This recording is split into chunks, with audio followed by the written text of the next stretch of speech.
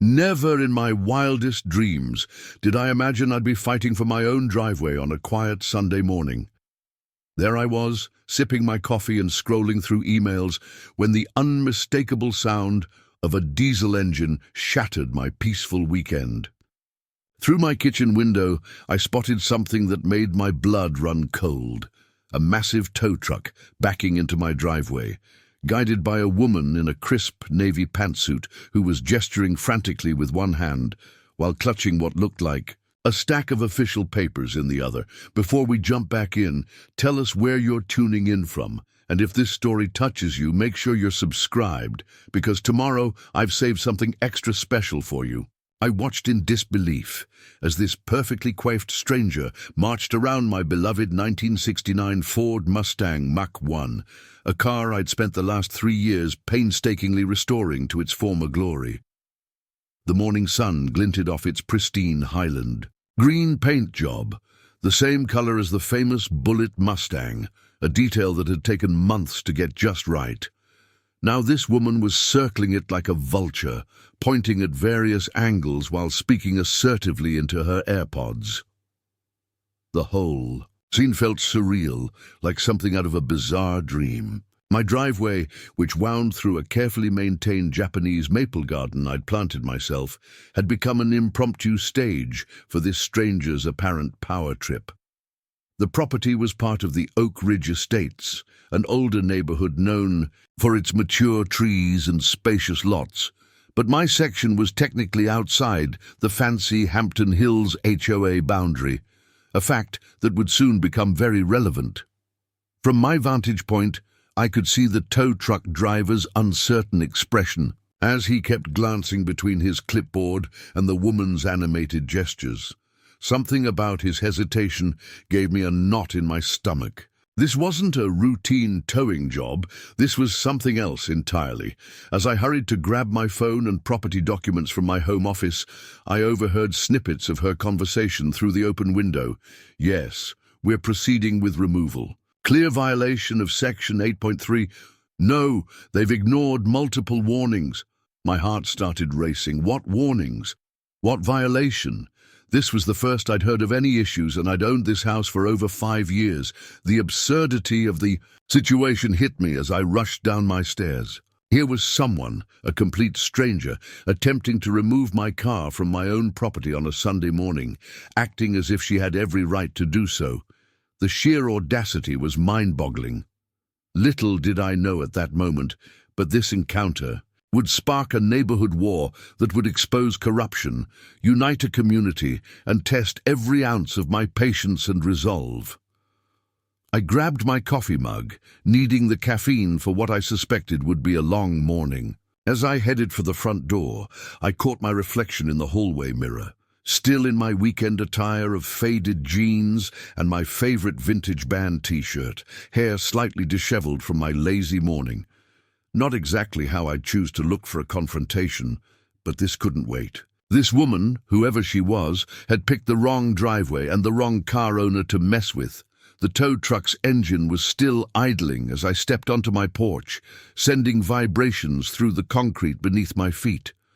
The woman's voice grew, louder now, her tone dripping with authority as she instructed the driver on the best angle to approach my car. The scene before me was like something out of a reality TV show, the immaculate HOA enforcer versus the casual weekend homeowner about to clash over territory that didn't even belong to her jurisdiction.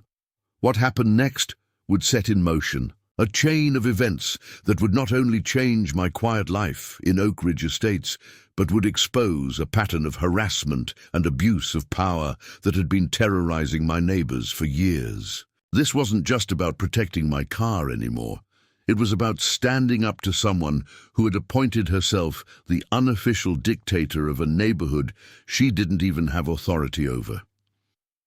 As I opened my front door, ready to confront this self-appointed property enforcer, I had no idea that this was just the beginning of a battle that would eventually lead to criminal charges, community uprising, and the exposure of a neighborhood tyrant. But on that sunny Sunday morning, All I knew was that someone was trying to tow my pride and joy from my own driveway, and that wasn't going to happen without one hell of a fight. Taking a deep breath, I stepped down from my porch, the wooden stairs creaking beneath my feet. The sound caught the attention of both the tow truck driver and the woman in the navy pantsuit, who spun around with such practiced precision it was almost comical. Her artificial smile dropped for just a second when she saw my casual weekend appearance, as if she'd expected someone in full business attire at 9 a.m. on a Sunday. "Excuse me," I called out, keeping my voice steady despite the anger bubbling beneath the surface. "What exactly do you think you're doing with my car?" I gripped my property documents in one hand, coffee mug in the other, ready for whatever response she might throw my way. The woman, who I would later come to know as Victoria Blackwood, adjusted her designer glasses and lifted her chin with an air of superiority that made my skin crawl. "Oh, wonderful," she said, her voice dripping with fake pleasantry. "I was hoping to catch the tenant responsible for this situation." "Tenant?" I almost laughed. "I'm the owner. This is my property, and that's my car you're trying to tow." I gestured toward my Mustang, its Highland Green paint gleaming defiantly in the morning sun. The car represented countless hours of restoration work, weekend sacrifices, and a dream I'd held since childhood. Victoria's perfectly manicured hand waved dismissively in the air. According to Hampton Hills HOA bylaws, Section 8.3, Vintage, vehicles must be stored in garages or designated storage facilities. They cannot be displayed in residential driveways, as they detract from the neighborhood's aesthetic standards. I took a slow sip of my coffee, buying time to control my rising temper. "That would be relevant if I was part of Hampton Hills HOA, I replied, "which I'm not. This property is part of Oak Ridge Estates, and it's outside your jurisdiction. I have the survey right here." I held up my documents. Victoria's smile didn't waver, but something flickered in her eyes. A mix of annoyance and determination that sent warning signals through my mind. "I'm afraid you're mistaken," she said, pulling out her own stack of papers. "The HOA boundaries were recently reassessed. Your property falls within our purview now." The tow truck driver, a burly man with salt and pepper hair, who'd been watching our exchange with growing unease, cleared his throat. "Ma'am," he addressed Victoria, "if there's a dispute about jurisdiction, I can't proceed without—" "There is no dispute," Victoria cut him off sharply. "I have the authority to remove this vehicle, and that's exactly what we're going to do." She thrust a document toward him, but I noticed her hands trembling slightly, the first crack in her composed facade. I pulled out my phone and opened my property records app. "Let me make this crystal clear," I said, my voice taking on an edge that surprised even me. "This is my property. That's my car. I have every legal right to park it here, and if you so much as touch it, I'll have both of you charged with attempted theft and trespassing." Victoria's artificial smile finally faltered. She took a step closer, lowering her voice to a near whisper. "Listen carefully. We've been working hard to maintain certain standards in this area. Your hobby car doesn't fit those standards. We can do this the easy way, or we can make things very difficult for you." "Is that a threat?" I asked, loud enough for the tow truck driver to hear. He shifted uncomfortably, keys jingling in his hand. "It's a reality check," Victoria responded, smoothing her already perfect hair. "The Hampton Hills community has standards, and one way or another, you'll learn to comply." I held up my phone, now recording our interaction. "Would you mind repeating that? I'd love to have your threat on record." The morning sun caught her designer glasses as she took a startled step back, clearly not expecting this level of resistance. The tow truck driver had seen enough. "Look," he said, pocketing his keys, "I'm not getting involved in a property dispute. You'll need to sort this out before requesting any towing services." He headed back to his truck, ignoring Victoria's protests. As the tow truck rumbled away, Victoria's composed exterior cracked further. "This isn't over," she hissed, gathering her papers. "The HOA board will hear about your uncooperative attitude."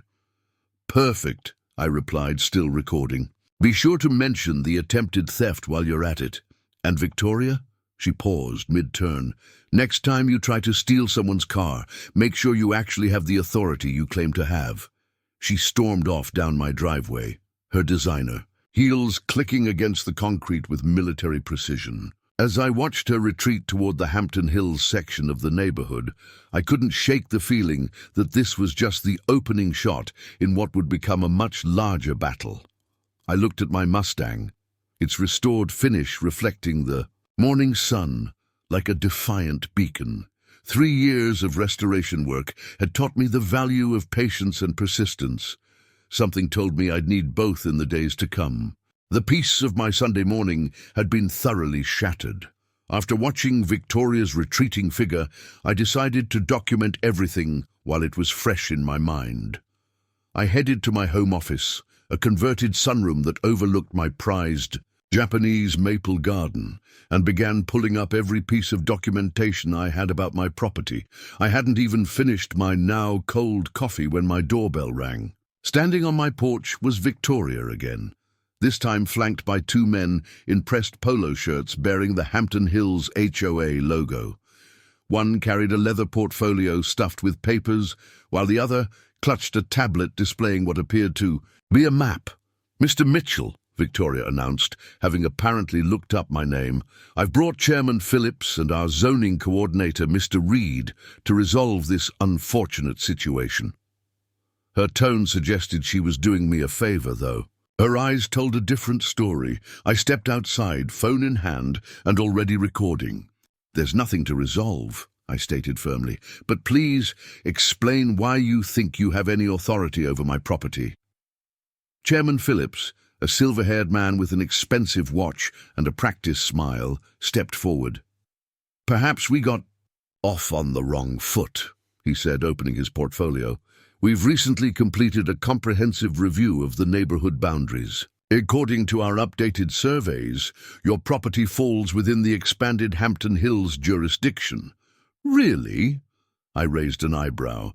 "And when exactly was this change made?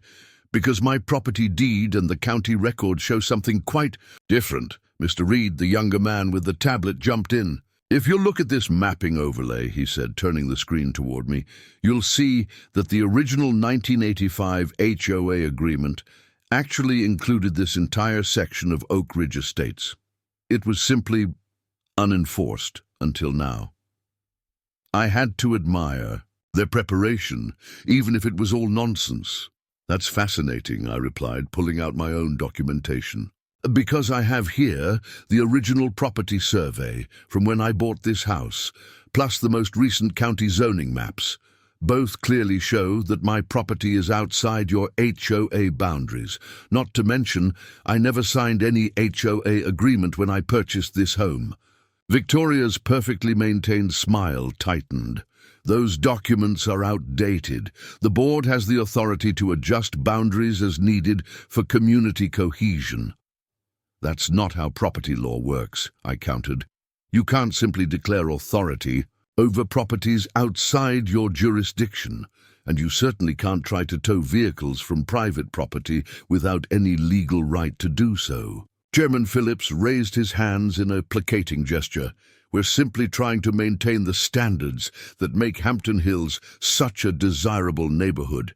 Your vintage vehicle, while impressive, doesn't align with our community aesthetics. We're willing to work with you on this. Perhaps we could discuss covered parking options, or—" "Let me stop you right there," I interrupted, my patience wearing thin. "First, this is not a Hampton Hills property. Second, you have no authority here. And third, attempting to tow my car was illegal. If you continue this harassment, I'll be forced to take legal action." Victoria stepped forward, her voice taking on a sharp edge.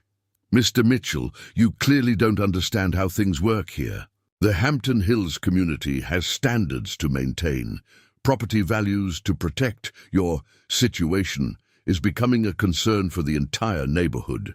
Preparing and narrating this story took us a lot of time, so if you are enjoying it, subscribe to our channel. It means a lot to us. Now back to the story. My situation, I echoed. You mean my legally owned property and my legally parked car? On my legally owned driveway?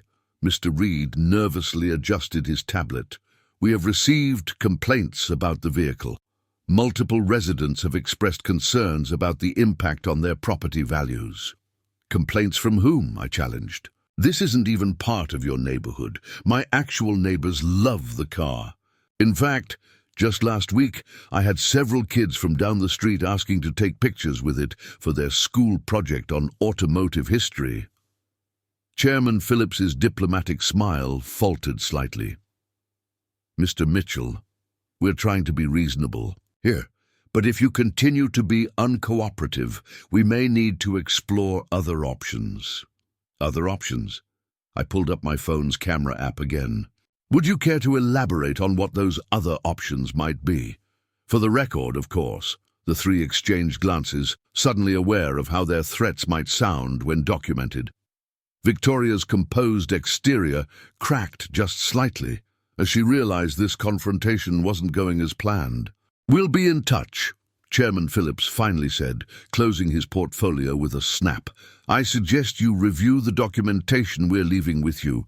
It would be in everyone's best interest to resolve this amicably. As they walked away, I called. After them, any further attempts to tow my vehicle or harass me will be reported to the police. Have a nice day.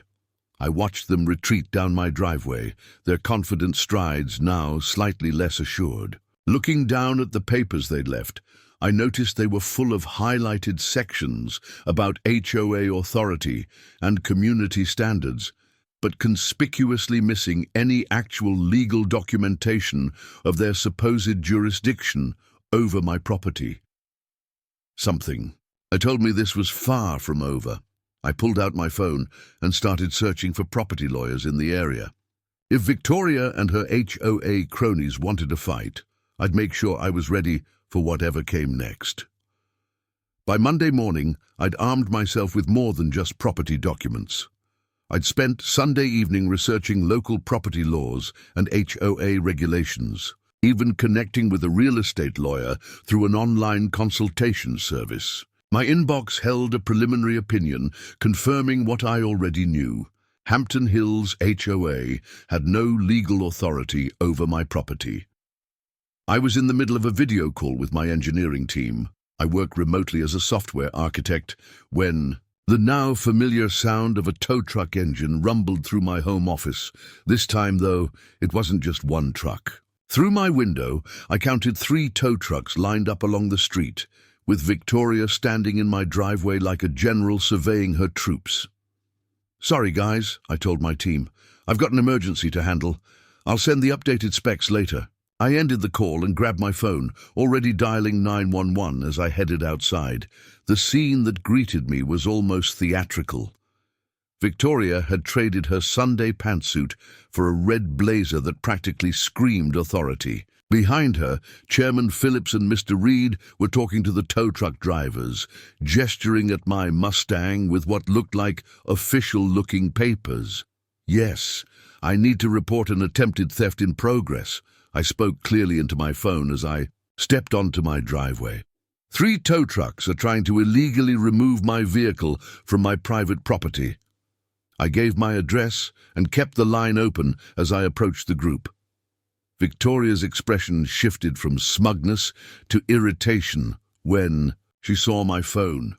Mr. Mitchell, she announced loudly, we have here a court order authorizing the removal of your non-compliant vehicle. She waved a document that looked suspiciously like a standard HOA violation notice with a fancy letterhead. That's interesting, I replied, putting my phone on speaker so the 911 operator could hear everything. Because I just got off a call with my lawyer, who confirmed that you have absolutely no jurisdiction over this property. So, unless that's an actual court order signed by a judge, which we both know it isn't, you're about to commit grand theft auto. The tow truck drivers exchanged uneasy looks. One of them, a younger guy with a sleeve of tattoos, stepped forward to examine the paperwork more closely. "Ma'am," he said to Victoria, "this looks like an HOA notice, not a court order. We can't tow from private property without proper authorization." "This is proper authorization." Victoria's voice rose an octave. "Hampton Hills HOA has clear jurisdiction." "No, it doesn't," I interrupted, pulling out my folder of documents. "And I've got county records, property surveys, and a letter from my lawyer proving it. What you're attempting here is illegal, and the police are already on their way." Chairman Phillips, who'd been hanging back, suddenly looked nervous. "Perhaps we should reconvene after consulting with our legal team," he suggested, tugging at his collar. "Your legal team?" I laughed.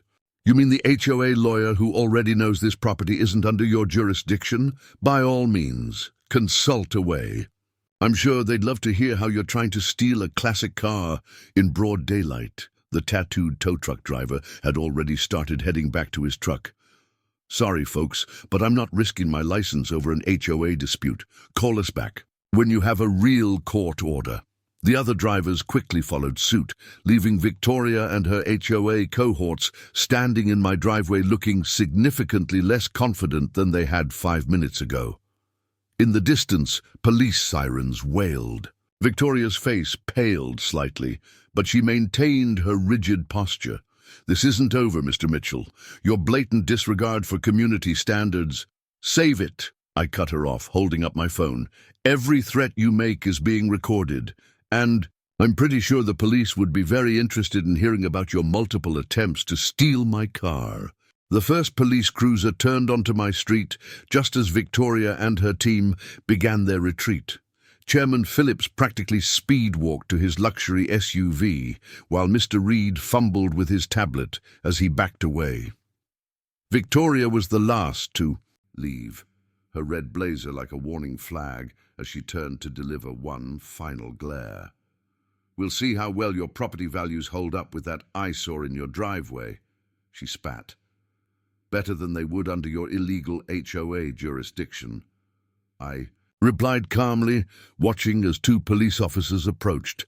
After explaining the situation to the officers and showing them my documentation, they assured me they would patrol the area more frequently and suggested I file for a restraining order if the harassment continued. As I watched the police cars drive away, I noticed several neighbors had come out to watch the commotion. An elderly couple from across the street gave me a thumbs up, while a young mom walking her dog stopped to tell me she'd witnessed everything and would be happy to provide a statement if needed. Looking at my Mustang, still gleaming defiantly, in my driveway, I realized this battle was about more than just a car or property rights. It was about standing up to bullies who thought they could impose their will on others through intimidation and false authority. I spent the rest of the morning installing security cameras around my property. Something told me Victoria wasn't done yet, and next time I wanted to make sure I had more than just audio recordings to protect myself. Tuesday morning brought an eerie calm. Too calm. As I headed out to grab my morning paper, I noticed something taped to my Mustang's windshield. It wasn't the usual Hampton Hills HOA letterhead this time. Instead, it was a formal-looking document with the seal of the Regional Property Standards Commission at the top. The letter was typed in an official-looking font, complete with case numbers and legal citations. It stated that my property had been flagged for multiple violations of Municipal Code 47.3b regarding residential vehicle storage and display. According to this document, I had 72 hours to remedy the situation or face fines of up to $500 per day. Something felt off about the whole thing. I'd done enough research by now to know that the Regional Property Standards Commission wasn't a real government entity. The letter was clearly another of Victoria's attempts to intimidate me, this time by masquerading as an official authority. I was photographing the fake notice when my next-door neighbor, Dave Henderson, walked over. He was still in his medical scrubs, having just returned from his night shift at the local hospital. "Got one too, huh?" he said, holding up a similar notice. "Found this on my boat this morning. Apparently, my covered boat in my backyard is now a violation too." I hadn't known about Dave's boat situation, but it made sense. If Victoria was trying to expand her HOA's reach, she wouldn't stop at just my property. This commission there. "Sighting doesn't exist," I told him, pulling up my phone to show him my research. "I checked the county records and state databases. They made it up." Dave shook his head, his exhaustion mixing with anger. "My family's been in this house for 15 years. Never had an HOA. Never wanted one. Now this lady thinks she can just declare herself queen of the neighborhood." As we talked, more neighbors began emerging from their homes, many clutching similar notices. Mrs. Chen from 3 doors down had received one about her vegetable garden. The Patels across the street were cited for their children's basketball hoop. Each notice cited different violations of different made-up codes, but all bore the same fake commission seal. "This is getting out of hand," I said, looking at the growing collection of notices. "They're not just targeting me anymore. They're trying to take over the entire street." I invited everyone into my garage, which I'd recently cleaned up while documenting my car's condition. As my neighbors gathered around my workbench, I spread out all my documentation, property surveys, legal correspondence, county records, and now this collection of fake notices. "Look at these signatures," Mrs. Chen said, pointing to the bottom of each notice. "They're all slightly different, but they're trying to copy the same official-looking signature." She was right. Someone, probably Victoria or one of her HOA cronies, had attempted to forge an official signature on each document. That was more than just harassment. It was fraud. "I've got a cousin who works for the DA's office," Dave offered. "Want me to run these by him?" Before I could answer, a commotion outside caught our attention. Through my garage door, we could see Victoria and Chairman Phillips walking down the street, taking photos of each house with their phones. They were dressed like they were conducting an official inspection, complete with clipboards and safety vests. "Oh, hell no," I muttered, grabbing my own phone. "Everyone, start recording." Our impromptu neighborhood meeting spilled out onto my driveway as Victoria and Chairman Phillips approached. Their confident strides faltered slightly when they saw our group, phones raised and recording their every move. "Good morning, Victoria," called out with fake cheerfulness. "We're conducting a standard property assessment for the Regional Property Standards Commission. I trust you've all received your notices." "You mean these fake documents?" Dave held up his notice. "The ones from your imaginary commission." Victoria's smile tightened. "I assure you, the commission is quite real. We're simply doing our job, to maintain community standards." By committing fraud, I stepped forward, because forging official documents and impersonating a government agency are serious crimes. Chairman Phillips tugged at his safety vest nervously. "Now, let's not throw around accusations. We're simply breaking the law," Mrs. Chen interrupted. "My son is a lawyer, and he says what you're doing is illegal." The mention of lawyers seemed to crack Victoria's facade. For a moment, real fear flashed across her face before she masked it with indignation. "You people clearly don't understand the importance of maintaining property values," she snapped. "If you won't voluntarily comply with community standards, we'll be forced to take more decisive action." "Is that a threat?" I asked loudly, making sure my phone caught every word.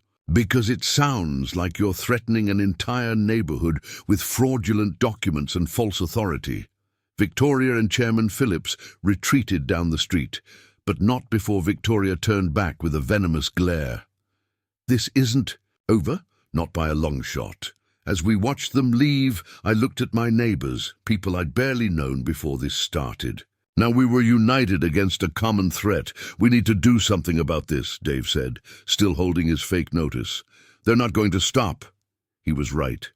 Victoria's escalation from targeting my car to attempting to control the entire Neighborhood showed just how far she was willing to go, but now at least I wasn't fighting alone. The next few days felt like living in a surveillance state. Victoria and her Hampton Hills cronies had set up what could only be described as a rotating watch schedule. Every time I looked out my window, there was someone from their group parked across the street, taking notes or photos. They weren't even trying to be subtle anymore. A silver Mercedes SUV with Hampton Hills HOA parking stickers would be there. In the morning, replaced by a white Lexus at lunch, and then a black BMW in the afternoon. Each vehicle carried someone with a clipboard and camera, documenting every movement in our neighborhood. I'd installed my security cameras strategically, 2 covering my driveway from different angles, 1 monitoring the street, and another overlooking my backyard. The system sent alerts to my phone whenever it detected sustained activity, and boy, was it getting a workout. "Check this out," I said to Dave during our impromptu evening meeting in my garage. I pulled up the footage from earlier that day on my laptop. The video showed Victoria herself, dressed in an expensive tennis outfit despite never being seen on any actual tennis court, measuring the height of my grass with a ruler while speaking into a wireless headset. She spent 20 minutes measuring. "Your lawn," Dave laughed in disbelief. "Don't these people have jobs?" "Apparently harassing our neighborhood is her full-time occupation," Mrs. Chen chimed in. She'd brought her famous dumplings to our meeting, and the smell of ginger and garlic filled my garage. Yesterday, she took photos of my garden from 7 different angles. 7! The security footage continued to play, showing Victoria moving on to photograph my Mustang from every possible angle. She paid particular attention to the custom exhaust system I'd installed, all perfectly legal and within noise ordinance limits, I might add. "Look at this," I said, switching to another clip. 3 in the morning, last night. The night vision. Her footage showed 2 figures skulking around my driveway, measuring the distance between my car and the property line with a laser measure. "That's Chairman Phillips," Dave pointed at the screen. "I'd recognize that pompous walk anywhere. But who's the other guy?" I zoomed in on the second figure. "New player. Started showing up 2 days ago. They call him their compliance officer," whatever that means. The constant surveillance was having an unexpected effect on our neighborhood, though not the one Victoria intended. Instead of intimidating us, it was bringing us closer together. We'd started a group chat to alert each other about HOA movement in the area. The Patels had even set up a neighborhood watch schedule of our own, documenting every instance of harassment. "Got something interesting today?" Mr. Patel said, pulling out his phone. He played a video he'd recorded earlier, Victoria and Chairman Phillips in a heated argument with someone in an expensive suit. This was outside their HOA office. Looks like not everyone in Hampton Hills is happy with their expansion plans. The video showed the suit-wearing man jabbing his finger at Victoria, clearly upset about something. Though we couldn't hear the audio clearly, his body language spoke volumes. "That's Richard Blackwood," Mrs. Chen said. "He lives in the original Hampton Hills section. His wife told me at the supermarket that they're worried about legal liability. Apparently, some of the legitimate HOA members are concerned about Victoria's methods." This was new information. If there was dissent within Hampton Hills itself, maybe we could use that to our advantage. Just then, my security system pinged with a new alert. Victoria's Mercedes had just pulled up across the street. We watched on my laptop as she got out, now dressed in business attire, and began taking more photos of my house. "Watch this," I said, hitting a button on my phone. The new motion-activated sprinklers I'd installed suddenly sprang to life, sending Victoria scrambling back to her car. With a shriek, we tried not to laugh too loudly as she attempted to protect her clearly expensive hairdo from the spray. "You're evil," Dave grinned, reaching for another dumpling, but she had it coming. It's all perfectly legal, I shrugged. Just maintaining my lawn according to the completely legitimate Regional Property Standards Commission guidelines. As Victoria's Mercedes peeled away from the curb, I noticed something odd in the footage. She'd dropped some papers in her hasty retreat. Once the sprinklers stopped, I went to retrieve them. "Guys," I called out, scanning the documents, "you need to see this." The papers were internal Hampton Hills HOA memos, slightly damp, but still readable. They detailed plans for something called Operation Community Standards, a systematic attempt to force our neighborhood into their HOA through intimidation and legal pressure. "Look at the signature," Mrs. Chen pointed to the bottom of one page. "That's the same fake signature from our notices. And check out this map," Dave added. "They've marked every non-compliant property in the area. They're planning to target everyone who doesn't fit their perfect suburban vision."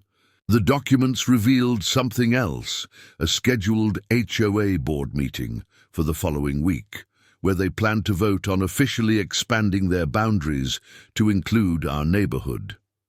"They can't do that," Mr. Patel said. "Can they?" "No," I replied firmly, "but they're sure going to try, and now we know exactly when and where they're planning to make their move." As we studied the documents, my security system pinged again. Victoria's Mercedes had returned, and she was scanning the street, probably looking for her dropped papers. Our eyes met through my garage window, and I held up the documents with a smile. Her face turned a shade of red that matched her brake lights as she sped away.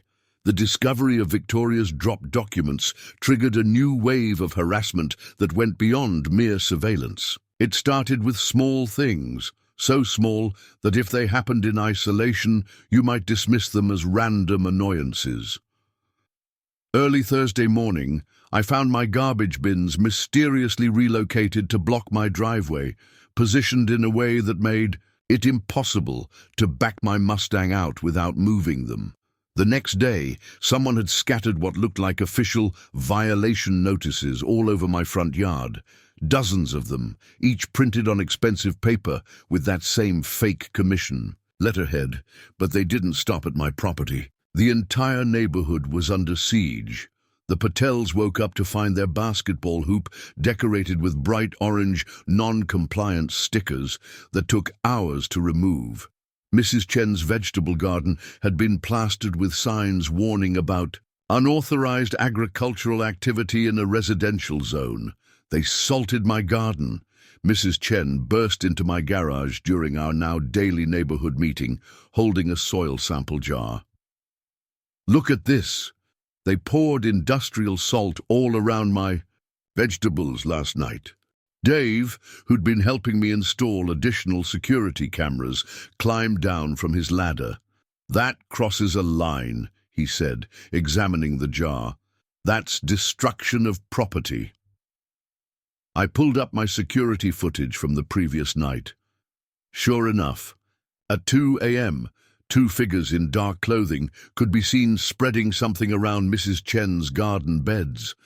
The resolution wasn't great in night mode, but one of them was definitely wearing Victoria's signature designer heels. "Got something else," Mr. Patel said, joining us with his laptop. "They've started a community Facebook page called Save Our Standards. Look at what they're posting about us." The page was filled with carefully angled photos of our homes, each accompanied by inflammatory captions. My Mustang was described as a dangerous eyesore and a threat to children's safety. Mrs. Chen's garden was labeled a vector for vermin. The Patel's basketball hoop was called a noise pollution hazard. Comments are disabled, of course, Mr. Patel noted. They're controlling the narrative. Just then, my phone buzzed with a notification from my security system. A group of people was gathering at the end of our street, all wearing Hampton Hills HOA badges. They carried signs and clipboards, and Victoria stood at the front, megaphone in hand. "Oh, you've got to be kidding me," I muttered, heading outside with my neighbors. Victoria's voice crackled through the megaphone. This is an official notice of community inspection. We will be conducting detailed assessments of all non-compliant properties. On what authority? Dave shouted back. The Regional Property Standards Commission has authorized full inspections, she announced, waving more of those fake documents. Any interference will result in immediate fines. They began moving down the street like some bizarre homeowner's inquisition, taking photos and making a show of writing citations. Some carried measuring tapes and level tools, while others had paint swatches they held up against houses, clucking disapprovingly. I noticed something odd, though. Mixed in with Victoria's usual cronies were some uncomfortable-looking Hampton Hills residents who seemed to have been pressured into participating. They hung back, clearly unsure about this whole situation. "Hey!" I called out to one of them, a younger woman who'd been half-heartedly taking notes. "Did you know they're using forged documents for this inspection?" Her eyes widened, and she glanced at Victoria, who was busy measuring someone's mailbox height. "What do you mean, forged?" "The Regional Property Standards Commission doesn't exist," Mrs. Chen explained, pulling up the county website on her phone. "They're committing fraud, and anyone participating could be legally liable." That got their attention. Several of the reluctant participants began backing away, making excuses about prior commitments. Victoria's face grew increasingly red as her inspection team dwindled. "This is exactly the kind of obstruction we're talking about," she shrieked through the megaphone. "You're all in violation, every one of you." Victoria, Chairman Phillips, touched her arm nervously. "Maybe we should regroup and—" "No." She shoved his hand away. "We're doing this now. Start writing citations for everyone." But her remaining supporters seemed to have lost their enthusiasm. Even Mr. Reed, usually quick with his tablet, was hanging back with a worried expression. As her group disbanded, Victoria stormed up to my driveway, megaphone still in hand. "This isn't over, Mitchell. You think you're clever, turning people against us? We'll show you what happens to properties that don't meet Hampton Hills standards." "Are you threatening me again?" I asked calmly, my phone recording everything. "Because I'm pretty sure that's not in the HOA handbook." She jabbed a manicured finger at my chest. "You have no idea what's coming. That car of yours, enjoy it while you can." As she stormed off, Dave let out a low whistle. "Did she just threaten your car on camera?" "She sure did." I nodded, stopping the recording. "And I'm starting to think we need to take these threats seriously." Looking around at my neighbors, I could see the same resolve in their eyes. This wasn't just about property rights anymore. It was about protecting our community from someone who'd lost all sense of boundaries and legality. "Time to call my cousin at the DA's office," Dave said, pulling out his phone. "This has gone far enough." Around midnight, my phone buzzed with a security alert. The night vision camera showed a figure crouching by my Mustang's front tire, and this time it wasn't just Victoria taking measurements. The person was dressed in black, wearing a ski mask and holding something that looked suspiciously like a power tool. I immediately hit the new exterior light system I'd installed.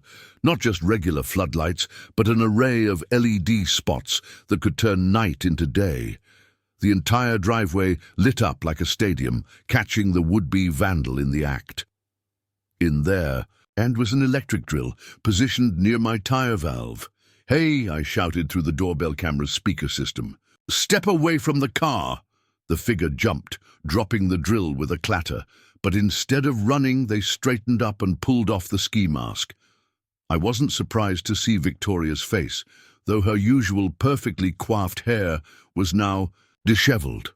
I was already calling the police as I headed outside, making sure to keep recording on my phone.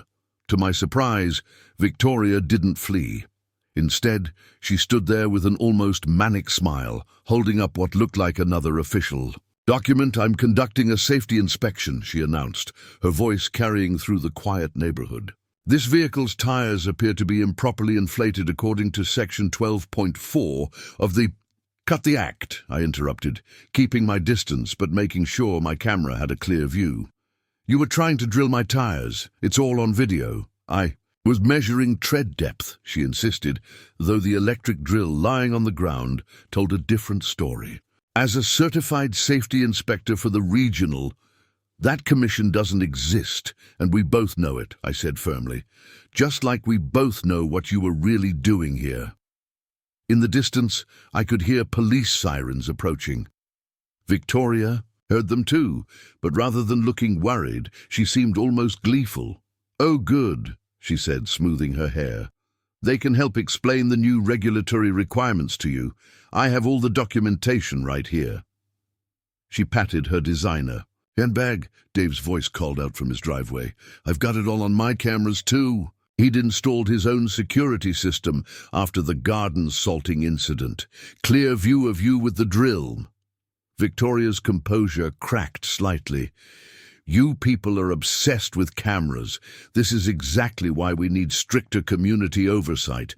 All these surveillance devices are a violation of what?" I asked. "Your right to vandalize our property." The police cruiser pulled up, and two officers I recognized from previous incidents stepped out. Officer Rodriguez took one look at the scene and sighed. "Ms. Blackwood," she said wearily, "we meet again." "Perfect timing, officer." Victoria brightened. "I'm conducting an official safety inspection and with a power drill at midnight." Officer Rodriguez's partner, Officer Chen, no relation to our Mrs. Chen, picked up the drill with a gloved hand. "Care to explain that?" "It's a specialized measurement tool," Victoria insisted, but her voice had lost some of its confidence. Played the security footage for the officers, showing Victoria's approach, her crouching by the tire, and the drill aimed at the valve stem.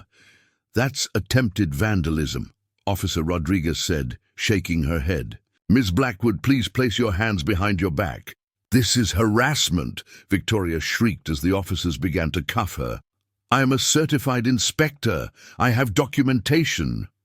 "You mean these?" Officer Chen had picked up the papers Victoria dropped. "The ones from your fictional commission?" "It's not fictional. We're in the process of certification. Chairman Phillips can verify." "The same Chairman Phillips who denied any knowledge of these activities when we questioned him earlier today?" Officer Rodriguez asked. That seemed to catch Victoria off guard. Her face paled. "He... what?" "Turns out he's quite concerned about potential liability," Officer Rodriguez continued. "Had quite a lot to say about unauthorized actions being taken in the HOA's name." As the officers led Victoria to their cruiser, she turned to glare at me. "This isn't over. You have no idea who you're dealing with. I have connections." "Yeah," I called back, "connections who are apparently turning on you." After giving our statements, I joined Dave in his driveway. More neighbors had woken up and gathered to watch the scene unfold. "Think this will stop her?" Dave asked, though. His tone suggested he already knew the answer. "Not a chance," I replied. "But now we've got her on video attempting criminal vandalism. That's different from her usual harassment." Mrs. Chen joined us, holding a fresh batch of stress-baked cookies. "My son says this is good for the restraining order case. Clear evidence of escalating behavior." We watched the police cruiser drive away, Victoria visible in the back seat, still apparently arguing with the officers. "You know what bothers me?" I said, accepting a cookie. "She seemed almost happy when she heard the police coming, like she thought they were going to back her." "Oh, but she's delusional," Dave shrugged, "living in her own reality where she has actual authority." "Maybe," I nodded, "but delusional people can be dangerous. Something tells me this is about to get worse before it gets better." Looking at my Mustang, still gleaming under the security lights, I realized I needed to take even more precautions. Victoria had just crossed the line from harassment to attempted criminal damage. What would she try next? The morning after Victoria's arrest, I took a personal day from work. My first stop was the county courthouse, where I filed for an emergency restraining order. The clerk's eyes widened as I presented my evidence. Dozens of videos, photographs, fake documents, and police reports. All this over a car in your driveway? She asked, stamping the paperwork. It's not about the car anymore, I explained. It's about someone trying to force their control over an entire neighborhood. My next stop was a law office downtown. Marie Santos, the lawyer Dave's cousin had recommended, specialized in property law and harassment cases. Her office walls were covered with framed victories against various homeowners associations that had overstepped their bounds. You've got a solid case, she said, reviewing my documentation. Harassment, attempted vandalism, fraud with those fake commission documents. But what really interests me is this pattern of behavior affecting the whole neighborhood. I pulled out more evidence, statements from neighbors, photos of Mrs. Chen's salted garden, documentation of the Patels' vandalized basketball hoop, and the internal Hampton Hills documents Victoria had dropped. They're trying to force an illegal HOA expansion, I explained, using intimidation and fake authority to bully people into compliance. Marie's eyes lit up. This is bigger than just harassment. They're engaging in organized fraud and attempted property rights violations.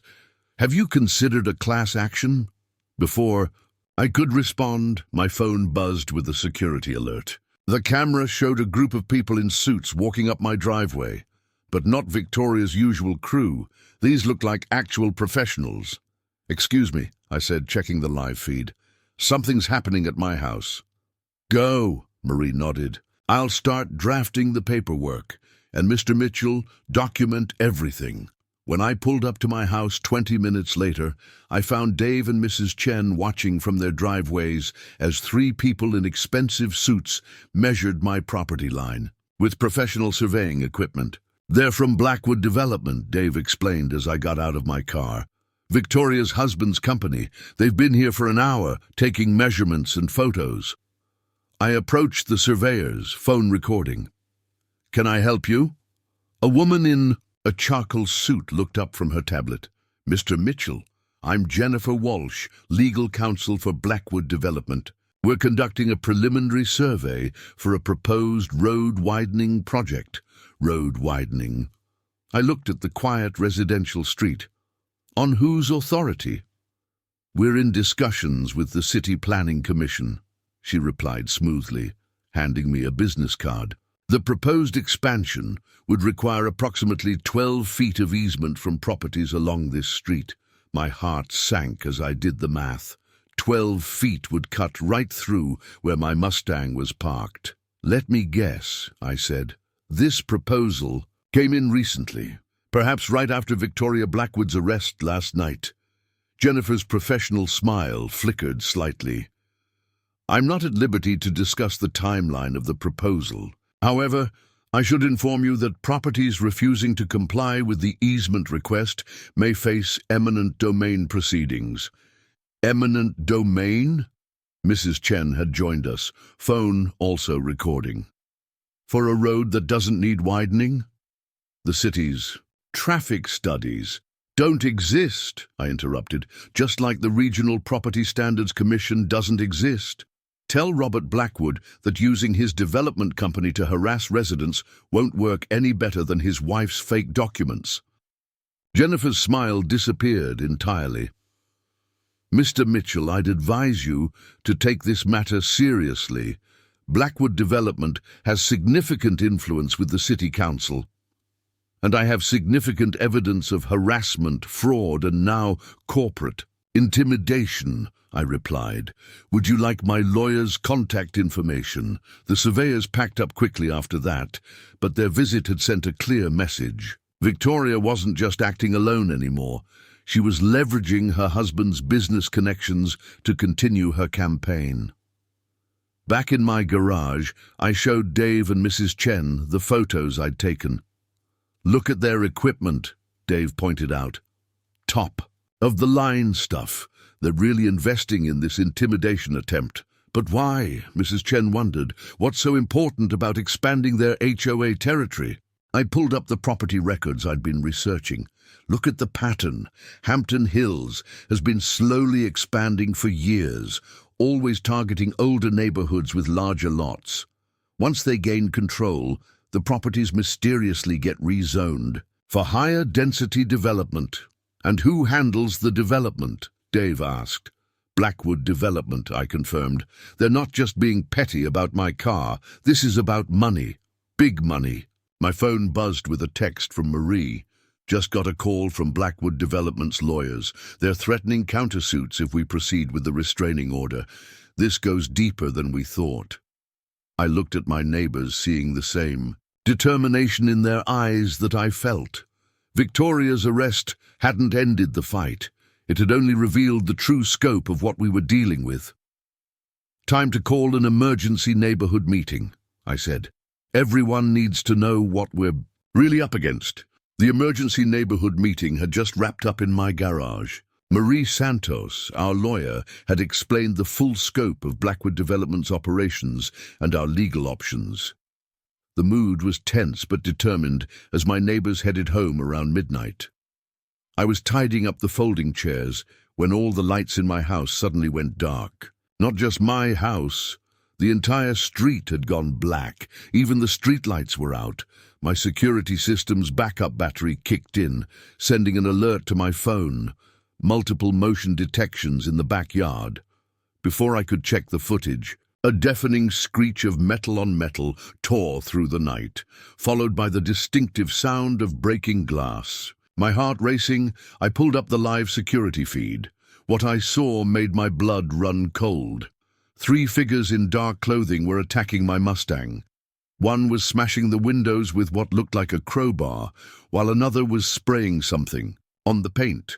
The third person stood watch, holding what appeared to be a police scanner. So I immediately dialed 911 while hitting the emergency lighting system.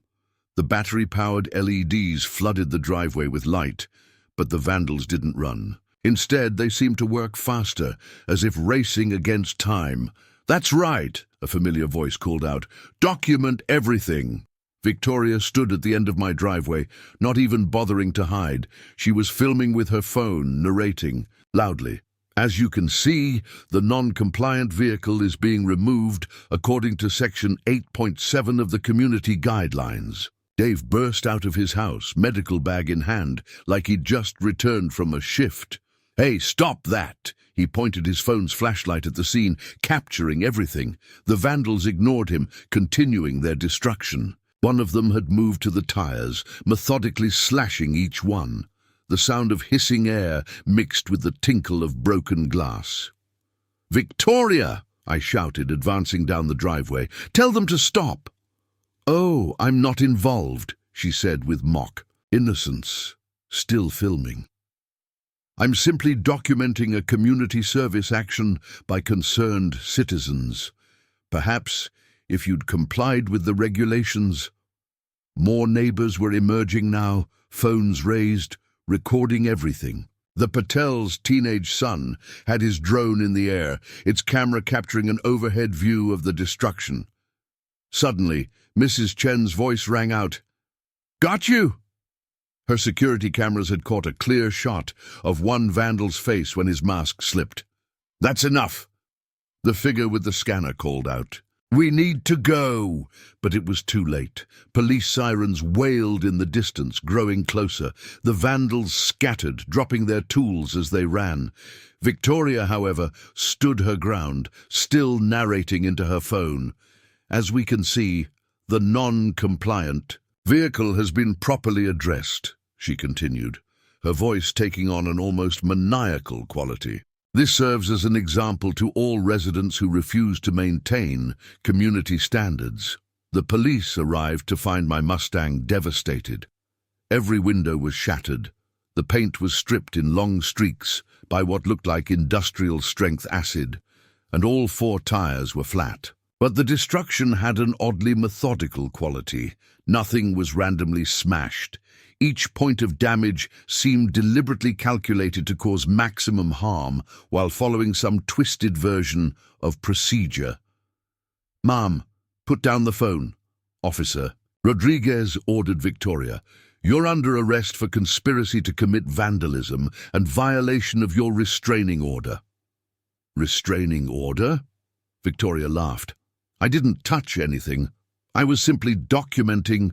While orchestrating the destruction, Officer Chen finished, examining the dropped crowbar with a gloved hand. And look, the same type of acid sprayer found in your garage during our investigation earlier today. Victoria's composure finally cracked. You had no right to search my property. That was an illegal warrant based on false accusations, just like this whole neighborhood is illegal. None of you belong here. This area is zoned for redevelopment. My husband will be very interested in these statements, interrupted a new voice. A man in a suit had arrived holding up an FBI badge. Mrs. Blackwood, we'd like to talk to you about Blackwood Development's recent real estate activities. As Victoria was led away, still ranting about community standards and zoning regulations, I surveyed the damage to my Mustang. 3 years of restoration work had been undone in minutes, but looking at my neighbors, Dave documenting the damage for insurance, Mrs. Chen sharing her security footage with the FBI agent, the Patel's drone footage providing a comprehensive view of the attack, I realized we'd gained something valuable, irrefutable evidence of how far Victoria and her organization would go. We got it all, Dave said, showing me his phone. Every second from multiple angles. And guess what? One of those guys dropped his phone when they ran. The police have it now. I nodded, watching the FBI agent bag the crowbar as evidence. This isn't just about vandalism anymore, is it? No, Dave agreed. Based on what that FBI agent was saying, they've been investigating Blackwood Development for months. Something about fraudulent real estate schemes and corrupt zoning officials. My destroyed Mustang had become more than just a car. It was now evidence in what appeared to be a much larger investigation. The morning after the attack, my driveway looked like a crime scene, because it was one. FBI agents in windbreakers worked methodically, photographing every angle of my destroyed Mustang. The acid had eaten through multiple layers of paint, revealing the bare metal beneath in twisted patterns that looked almost deliberate. Special. Agent Sarah Martinez, who'd introduced herself as the lead investigator, walked me through what they'd discovered so far. The phone dropped by one of the vandals belongs to Marcus Reynolds, she explained, showing me a photo. He's the head of security for Blackwood Development, and according to his text messages, this wasn't a random act of vandalism. I recognized the man in the photo. He'd been at several Hampton Hills HOA meetings, always standing quietly in the back. Let me guess, I said. He was following orders?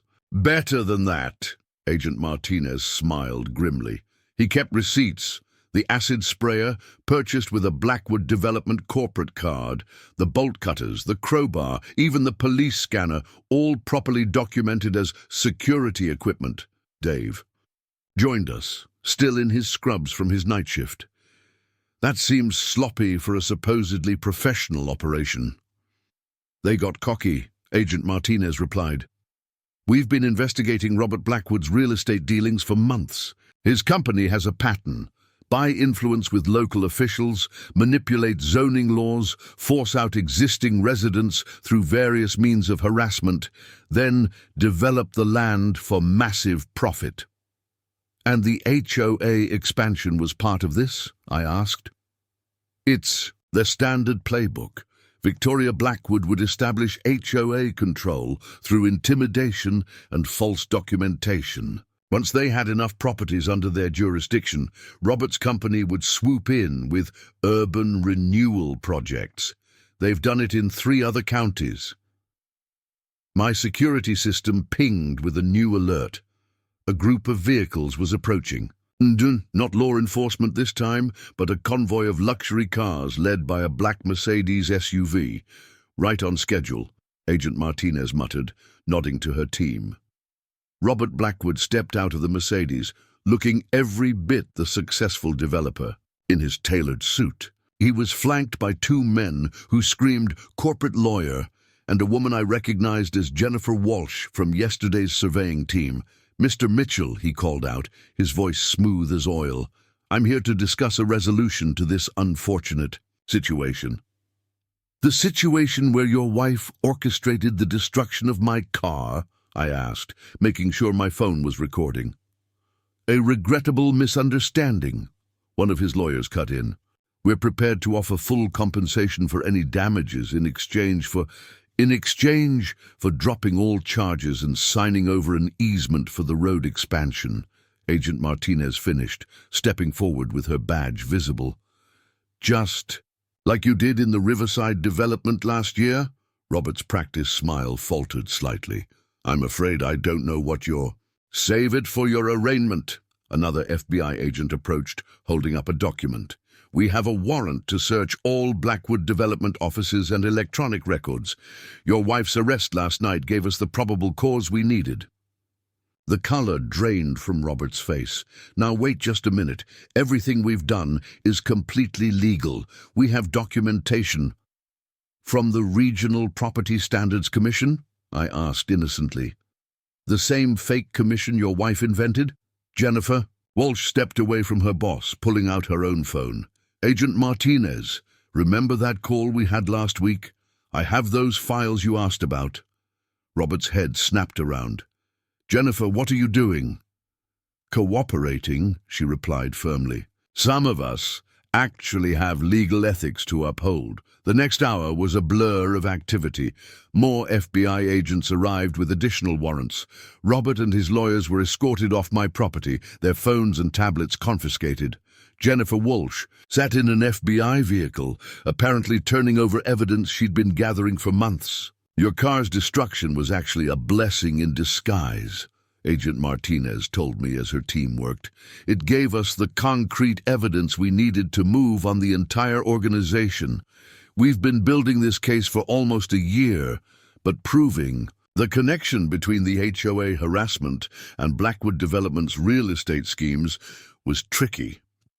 Dave, who'd been reviewing his security footage with another agent, joined us. So, what happens now? Now? Agent Martinez smiled. Now we follow the money. Based on what Ms. Walsh has already shared, this goes beyond just the Blackwoods. We're looking at corrupt city officials, fraudulent zoning boards, possibly even... She was interrupted by a commotion at the end of my driveway.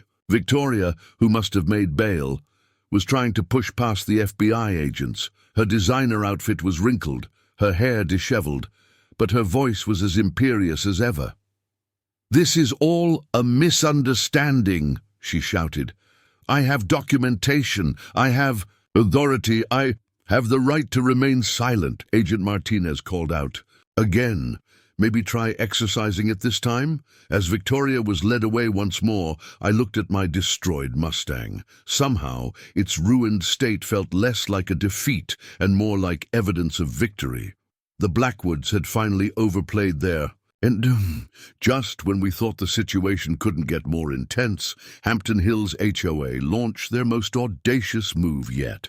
Despite Victoria and Robert Blackwood's arrests, the remaining HOA leadership seemed determined to double down on their power play. I was in my garage, documenting the damage to my Mustang for the insurance company, when Dave rushed over with his laptop. You need to see this, he said, pulling up the Hampton Hills community website. They just posted it 10 minutes ago. The screen showed an official-looking announcement, complete with legal jargon and fancy letterhead. According to this document, the Hampton Hills HOA had just annexed our entire neighborhood through some obscure municipal code they dug up from the 1950s. They're claiming eminent domain rights through a private HOA, Dave explained, scrolling through the document. They've issued fines to every house on our street, backdated 6 months. According to this, we each owe them over $15,000 in compliance penalties. I was about to respond when my phone buzzed with an email from the county assessor's office. Opening it revealed something even more disturbing. Hampton Hills had somehow filed paperwork claiming authority over our property deeds. This is impossible, I muttered, dialing Marie Santos, our lawyer. Before she could even say hello, another neighbor's car screeched to a halt in front of my house. Mrs. Chen burst into the garage waving a stack of papers. "They've put liens on our houses," she exclaimed. "My bank just called. Hampton Hills filed property liens against everyone who hasn't complied with their standards." Marie's voice came through my phone's speaker. "Don't panic. This is actually good news. They've just committed multiple counts of fraud. I'm already getting calls from other clients in the area. But how did they even file these documents?" I asked, "after everything that's happened?" "Remember Jennifer Walsh," Marie replied. "She just sent over some interesting information. Apparently, Chairman Phillips has a cousin in the county clerk's office. They've been pushing through fraudulent paperwork for years. Before we could discuss it further, a convoy of vehicles turned onto our street. 3 Hampton Hills security SUVs, followed by what looked like a private towing company's fleet. Chairman Phillips stepped out of the lead vehicle, wearing what appeared to be a fake police uniform, complete with a badge that read, HOA Enforcement Officer. "Pursuant to Hampton Hills Municipal Code 47.3b, he announced through a bullhorn, "we are here to collect outstanding fines through property seizure. Any interference will result in immediate legal action." "Are you kidding me?" Dave muttered. "They're actually pretending to be law enforcement now." I quickly texted Agent Martinez while Mrs. Chen called the real police. But Chairman Phillips and his team were already fanning out across the street, placing boot clamps on cars and posting more of their fake notices. "Mr. Mitchell."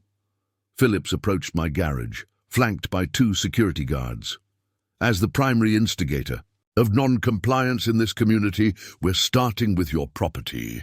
These gentlemen will be confiscating any items of value to cover your outstanding fines. Show me your court order," I demanded, filming everything. "We don't need a court order," he replied smugly, "as a duly appointed HOA enforcement officer impersonating." "A law enforcement officer is a felony," I interrupted, "just like filing false property liens and attempting to seize property without legal authority." "We have all the legal authority we need." Phillips thrust another stack of papers at me. "These documents clearly show..." "Show what?" Agent Martinez's voice cut through the chaos. She stepped out of an unmarked FBI vehicle that had quietly pulled up behind the HOA convoy. "More fraudulent paperwork from your cousin in the clerk's office?" Phillips's face went pale. I don't know what you're talking about. We have legitimate..." "Save it." Agent Martinez held up her badge. "We just finished executing a search warrant at the county clerk's office. Your cousin is being very cooperative." The security guards backed away as more FBI agents appeared. The tow truck drivers, seeing where this was headed, quickly began packing up their equipment. "This is harassment," Phillips shouted, his fake uniform suddenly looking ridiculous. "We have rights. We have authority. We have the right to remain silent," Agent Martinez finished, nodding to her team. "Add fraud, attempted theft, and impersonating an officer to the charges." As Phillips was led away in handcuffs, still protesting about community standards and property values, my neighbors began emerging from their homes. Some were filming, others were removing the boot clamps the HOA had managed to install. But all were expressions of disbelief mixed with relief. "I never thought they'd go this far," Dave said, shaking his head. "Creating a fake police force, filing fraudulent liens. Desperate people do desperate things," Agent Martinez replied, joining us in my garage, "especially when their entire criminal enterprise is crumbling around them, looking at the chaos in the street, FBI agents collecting evidence, neighbors sharing stories with investigators, and Hampton Hills' remaining leadership being led away in handcuffs. I realized this might finally be the beginning of the end. The day after Chairman Phillips's arrest, I hosted what had become the largest neighborhood meeting yet. My garage had transformed into a makeshift command center, with detailed maps of Hampton Hills and surrounding areas pinned to the walls, and a digital projector displaying evidence we'd gathered over the past weeks. Not only were my immediate neighbors present, but residents from 3 adjacent communities had shown up after hearing about the HOA's attempted power grab. Mrs. Chen had to make 4 extra batches of her stress relief dumplings just to feed everyone. "Look at this pattern," Dave said, pointing to the map where he'd marked properties targeted by Hampton Hills. Every single harassment incident happened near planned development zones. Marie Santos, our lawyer, clicked to the next slide showing property records. "Blackwood Development didn't just want our neighborhood," she explained. "They were planning to reshape the entire district. The HOA expansion was just phase 1. A woman I didn't recognize raised her hand. "Sarah Cooper from Riverside Estates," she introduced herself. "We got similar harassment last year. Strange citations, fake violations, pressure to sell, but nothing this organized. Because they were testing their methods," Agent Martinez added, joining our meeting after finishing another round of arrests at the county office. "Your neighborhood was their pilot program. When it didn't work fast enough, they escalated to what we're seeing now. The projector switched to security footage from multiple houses, showing the systematic harassment we'd endured. My destroyed Mustang was just one example among dozens of targeted attacks. Here's what we've uncovered so far," Agent Martinez continued. "Jennifer Walsh provided documentation showing Blackwood Development had shell companies buying up properties across 5 counties. They'd use HOA harassment to drive down property values, then swoop in with rescue offers through their subsidiaries. But they needed the HOA angle to make it work," Marie added. "That's where Victoria came in. She'd established fake authority through her HOA expansion schemes, using forged documents and intimidation to force compliance. Once they had control, Robert's company could push through their development plans without resistance." An elderly gentleman stood up slowly. "Harold Thompson," he said, his voice shaking with anger. "They tried to condemn my house last month, said it was structurally unsound according to their inspection. I've lived there for 40 years. More stories poured out. Each resident had a piece of the puzzle. Mysterious property citations, sudden zoning changes, pressure from fake inspectors. Together, it painted a picture of a sophisticated real estate scheme that had been operating for years. "We need to coordinate our evidence," I suggested, pulling up a shared digital folder I'd created. "Security footage, photographs, documents. Everything they tried to use against us, we can use to fight back." Dave's cousin from the DA's office, who'd been quietly taking notes, spoke up. "This is bigger than just civil action now. We're looking at organized criminal enterprise charges. The FBI's investigation has already uncovered links to corrupt officials in 3 cities. But we can't just wait for the legal system," Mrs. Chen insisted. "They're still out there, still operating. Chairman Phillips might be arrested, but the rest of the HOA board is trying to maintain control." She was right. Despite the arrests, Hampton Hills HOA was still sending out violation notices and threats, now signed by an interim emergency management committee. "That's why we need to work together," I said, standing up to address the crowd. "Not just our street, not just our neighborhood, but everyone they've targeted. They succeeded for so long because they kept us isolated, made each of us think we were fighting alone." Sarah Cooper raised her hand again. "My husband's a local reporter. He's been trying to cover this story, but kept hitting walls. With all of us coming forward together, the wall comes down," Marie finished. "Mass media attention would make it harder for them to operate in the shadows." Agent Martinez nodded approvingly. "The more people speak up, the more evidence we gather. My team has already identified similar operations in other states. This could help expose the entire network." We spent the next few hours organizing into committees. Some people focused on gathering and digitizing evidence, others on legal coordination, and another group on community outreach and media relations. The Patel's teenage son even set up a secure website where residents could upload their documentation and share their stories. "Look at what they accidentally created," Dave commented, as people exchanged contact information and planned future meetings.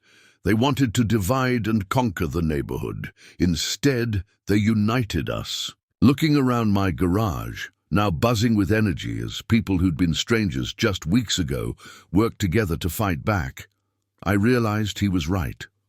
Victoria's campaign of harassment had backfired spectacularly, creating exactly the kind of strong, organized community she'd claimed to want. As the meeting wrapped up, Agent Martinez pulled me aside. "We just got some interesting information from Jennifer Walsh's files," she said quietly. "Apparently, there's a Hampton Hills HOA board meeting tomorrow night. They're planning to vote on emergency measures to seize control of all disputed properties. Even after all the arrests?" I asked incredulously. "Some people can't see the writing on the wall," she smiled. "But I think it's time we showed up at one of their meetings. All of us." The idea spread quickly through the departing crowd. Tomorrow night, Hampton Hills HOA would learn exactly what a real community looks like when it stands together. The Hampton Hills HOA meeting was being held in their luxurious community center, a building that, according to Jennifer Walsh's files, had been built using misappropriated maintenance fees. I parked my rental car, since my Mustang was still undergoing restoration, next to Dave's truck, noting the unusually full parking lot. "They've hired private security," Dave pointed out, nodding toward several men in black uniforms positioned around the building. Each wore an earpiece and carried what looked like a police-style utility belt, clearly trying to intimidate anyone who might show up. We'd expected this. What we hadn't expected was the tow trucks, 5 of them, lined up along the street with their engines running. A new company this time, not the ones who'd refused to participate in Victoria's schemes. "Got it covered," Agent Martinez said, joining us with her team. They were in plain clothes, blending in with the crowd of residents gathering outside. Those tow trucks were hired with more fraudulent paperwork. Their company's already been notified. They're just waiting for my signal to leave. Inside, the community center had been arranged like a courtroom, with the HOA board seated on an elevated platform behind a mahogany desk. The remaining board members, those not yet arrested, looked nervous as people filed in. The interim chairman, a thin man named Gregory Peterson, kept wiping his forehead with a handkerchief. "This emergency session of the Hampton Hills homeowners association will come to order," Peterson announced, banging a gavel with shaking hands. "Due to recent unfortunate events, we'll be voting on critical measures to protect our community standards." "You mean voting to steal our properties?" someone called out from the crowd. Peterson's face reddened. "Security, please remove any disruptive elements." "They can't." Agent Martinez stood up, holding up her badge. "This is now a federal investigation scene. Anyone attempting to remove residents will be arrested for interfering with a federal investigation." The private security guards exchanged glances, then quietly stepped back. They might have been hired to intimidate residents, but facing federal charges wasn't in their job description. This is outrageous," Peterson spluttered. "We have authority like this authority?" I stood up, connecting my laptop to their projector system. The screen filled with scanned documents, all the fake violations, forged papers, and fraudulent claims they'd used against us. "Or maybe this authority," Mrs. Chen added, playing a video compilation on her tablet. It showed Victoria, chairman, Phillips, and other board members attempting to tow cars, vandalize property, and impersonate officials. Peterson banged his gavel desperately. "This meeting will follow proper procedures. We have items to vote on." "Yes, let's vote." Sarah Cooper stood up, her reporter husband filming everything.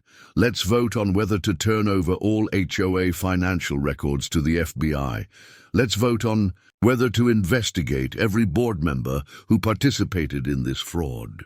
The remaining board members started to look very uncomfortable. One of them, a woman I recognized from Victoria's failed inspection team, quietly gathered her things and slipped toward the door. "Nobody leaves," Agent Martinez announced as more FBI agents appeared at the exits. This is now an active crime scene. Mr. Peterson, I suggest you step down from that platform and hand over any documents you're attempting to hide in that briefcase under the desk. Peterson's face went from red to white. What briefcase? I don't... The one Jennifer Walsh told us about, I interrupted. The one containing records of every illegal property seizure you've planned, including tonight's attempted mass towing operation. Outside, we heard the sound of tow trucks starting up, but instead of moving in to seize our cars, they were leaving. The private security guards followed suit, quietly removing their fake badges and slipping away. This is all a misunderstanding. Peterson tried one last time, his voice cracking. We were just trying to maintain property values, to keep our community safe from what? Dave asked. From people who actually own their properties legally, from residents who won't give in to your fraud and intimidation, from people who destroyed your plans to steal our homes for Blackwood development, Mrs. Chen added. Peterson slumped in his chair as FBI agents approached the platform.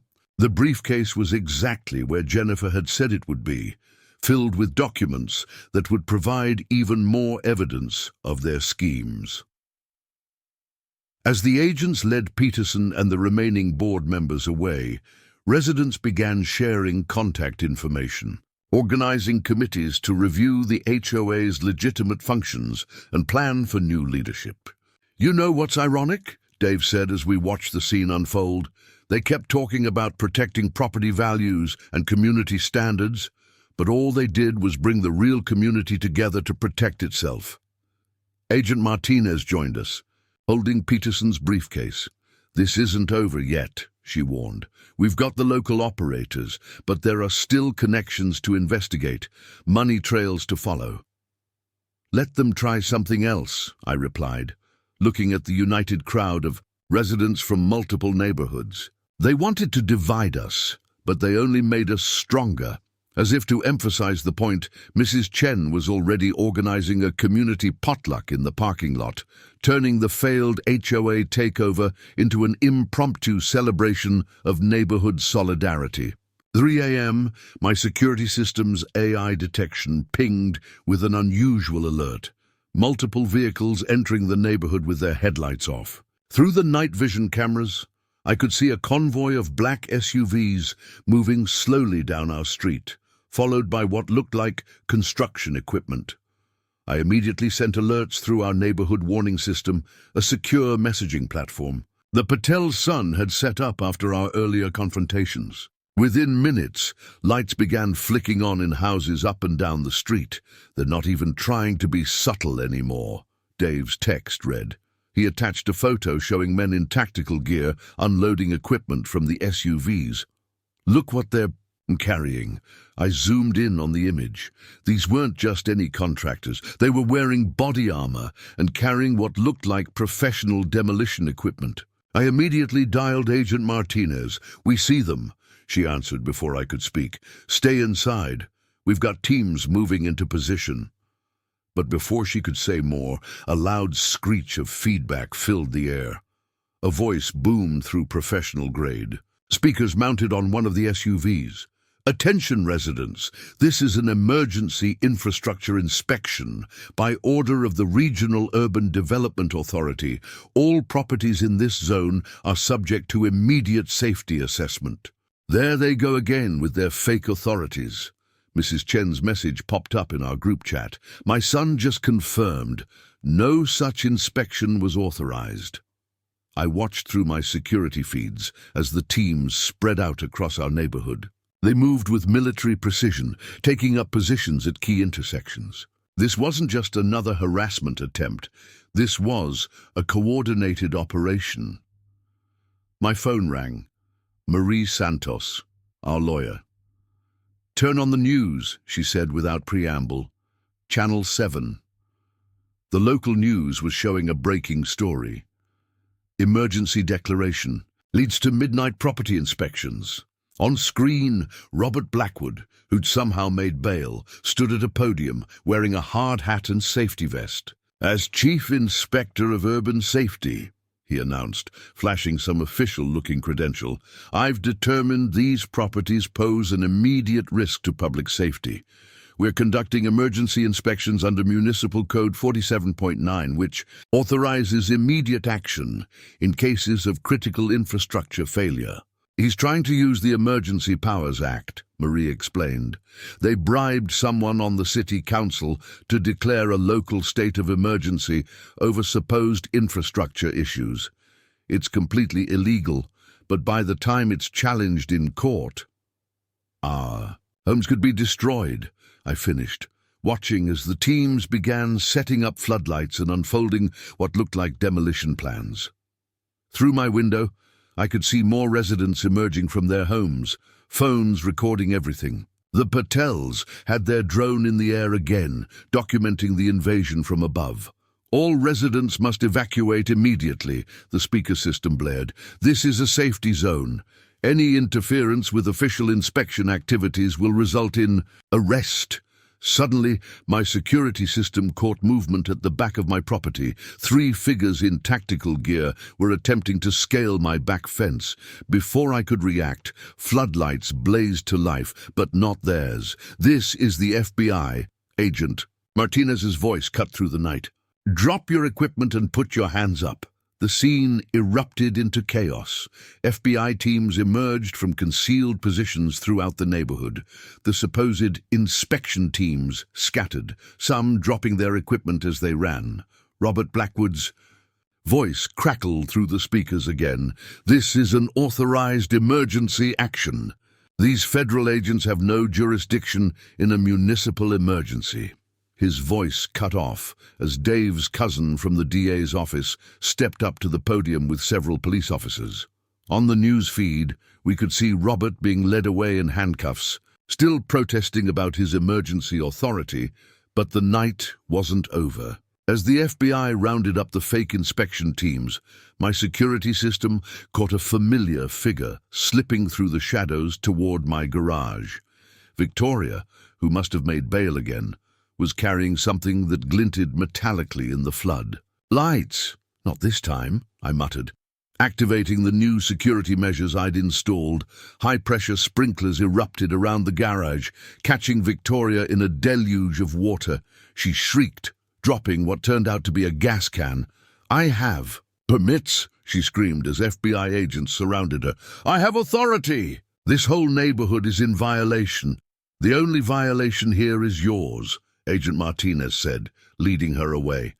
"Adding attempted arson to your growing list of charges."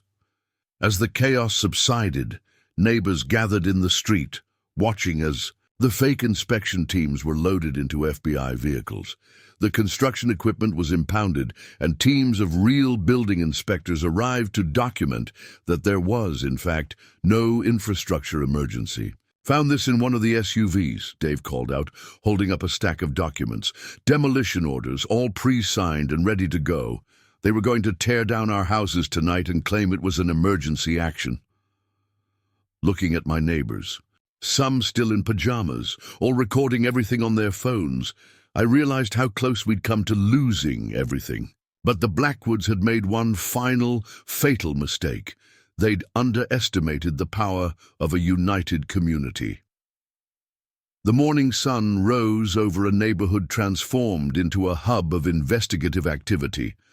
FBI evidence teams combed through the abandoned tactical gear and construction equipment, while local news vans lined the streets. But the real action was happening at Hampton Hills HOA headquarters. I'd just finished giving my statement to Agent Martinez when an unmarked police car came screaming down the street, followed by several FBI vehicles. They screeched to a halt in front of the HOA office, where Victoria and Robert Blackwood had barricaded themselves inside with what remained of their loyal followers. "We have the building surrounded," Agent Martinez announced through a megaphone. "Come out with your hands up!" Through the office's large windows, we could see frantic movement. Papers were being shredded, computers unplugged, and files stuffed into bags. Robert Blackwood's voice crackled over the HOA's external speaker system. "This is private property," he declared. We are conducting an emergency board meeting to address critical community safety issues. The only safety issue here is you, Dave shouted back. He'd brought his medical bag, anticipating potential casualties from the nights. Failed operation? We have video of your teams trying to plant demolition charges on residential foundations. Victoria appeared at a window, her usually perfect appearance now disheveled. Those were approved structural inspection devices, she screamed. We have permits, we have authority, She was cut off by the sound of breaking glass from the back of the building. 2 HOA board members, seeing the writing on the wall, had decided to make a break for it through a rear window. They ran straight into a team of waiting FBI agents. Your authority is finished, Agent Martinez announced. We have signed confessions from your contractors detailing the entire operation. Come out now, or we add resisting arrest to the charges. Instead of surrendering, Robert Blackwood appeared at the front door, wielding what looked like an official government badge. I am invoking emergency powers under municipal code. That badge is as fake as your commission, I called out, holding up my phone.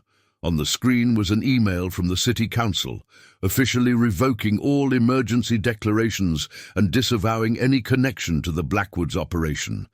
Victoria pushed past her husband, waving a stack of papers. These properties are all in violation. We have documentation. We have forged papers and fraudulent claims, Mrs. Chen interrupted. She'd brought her famous dumplings again, feeding the gathering crowd of neighbors who'd come to witness the Blackwoods' last stand. My son, the lawyer, says you'll be lucky if you only get 20 years. The Blackwoods retreated inside, but their options were running out. FBI teams had cut power to the building, disabling their paper shredders and computer systems. The forensics team would recover everything. Suddenly, smoke began pouring from the office windows. Victoria had apparently decided that if she couldn't maintain control, she'd destroy the evidence. But she'd forgotten about the building's sprinkler system, which activated immediately, soaking everything and everyone inside. The sight of Victoria Blackwood, self-proclaimed defender of community standards, being led out in handcuffs, with her designer outfit dripping wet and her perfect hair plastered to her face, would have been comical if the situation weren't so serious. This isn't over, she shrieked as agents escorted her to a waiting car. These properties need proper oversight. They need standards. They need to be left alone. Agent Martinez cut her off, closing the car door. Robert Blackwood followed shortly after, trying to maintain his dignified developer image despite being soaked to the skin. My lawyers will have this sorted out by dinner, he announced to no one in particular. This is just a minor misunderstanding about zoning regulations. Tell that to the federal grand jury, Agent Martinez replied, showing him a thick folder of evidence. Your development company's financial records make for very interesting reading. As the Blackwoods were driven away, FBI teams began carrying out boxes of documents and hard drives from the HOA office. The evidence they'd tried to destroy would instead be used to dismantle their entire operation. Found something interesting, Dave called out, pointing to his drone's video feed. The aerial view showed a pattern we hadn't noticed before, small marks on various houses where the inspection teams had started placing their demolition charges. They weren't just going to demolish a few houses, Agent Martinez observed grimly. They were planning to take down the entire neighborhood. And blame it on infrastructure failure, I added, remembering Robert's fake emergency declaration. Then Blackwood Development would swoop in to rescue the area with their new construction project. Mrs. Chen shook her head, passing out more dumplings to the FBI teams. All this because they couldn't stand the idea of a neighborhood they couldn't control. Looking around at my neighbors, some still in pajamas, others arriving home from night shifts, all united in witnessing the end of the Blackwoods' reign, I realized we'd won more than just a fight over property rights. We'd preserved something the Blackwoods could never understand, a real community. The federal courthouse buzzed with activity as residents from 3 counties filed in to witness the Blackwoods' arraignment. The case had grown far beyond our neighborhood dispute. Prosecutors had uncovered a real estate fraud scheme spanning multiple states. I sat between Dave and Mrs. Chen in the packed courtroom, watching as Victoria and Robert Blackwood were led in wearing orange jumpsuits, a far cry from their designer suits and power outfits. Gone was Victoria's imperious manner, though she still managed to shoot me a venomous glare as she passed. "All rise," the bailiff called, as Judge Eleanor Martinez, no relation to our FBI agent, entered the courtroom. The judge's reputation for handling complex fraud cases had earned her the nickname The Hammer, and today she lived up to it. "The charges against the defendants are extensive," she began, adjusting her glasses to read from a lengthy document. "Conspiracy to commit fraud, attempted grand theft, filing false documents, impersonating government officials, vandalism, harassment, attempted arson." As she continued reading, Robert Blackwood's face grew increasingly pale. His high-priced legal team shifted uncomfortably in their expensive suits. "Your Honor," Victoria interrupted, standing up despite her lawyer's attempts to stop her. "This is all a misunderstanding. We were simply trying to maintain community standards. These people," she gestured toward us, "have no respect for property values or—" "Mrs. Blackwood," Judge Martinez cut her off sharply, "you are not helping your case. Sit down." The prosecutor, a sharp-eyed woman named Sarah Chen, again no relation to our Mrs. Chen, approached the podium with a cart full of evidence boxes. "Your Honor, we've uncovered evidence of similar schemes in 5 other states. These defendants use their HOA as a front to harass homeowners, drive down property values, then acquire the properties through shell companies for redevelopment." She began displaying documents on the courtroom screens.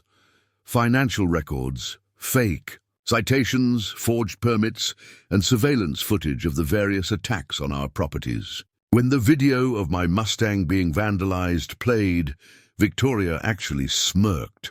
"Furthermore," the prosecutor continued, "we have testimony from multiple co-conspirators, including former Hampton Hills board members and Jennifer Walsh, who documented the scheme from inside Blackwood Development." Jennifer Walsh herself sat in the witness box, poised and professional despite the circumstances. "It was all carefully planned," she testified. "Victoria would target neighborhoods near planned development zones. She'd create fake violations, force out resistant homeowners, then Robert's company would swoop in with lowball offers.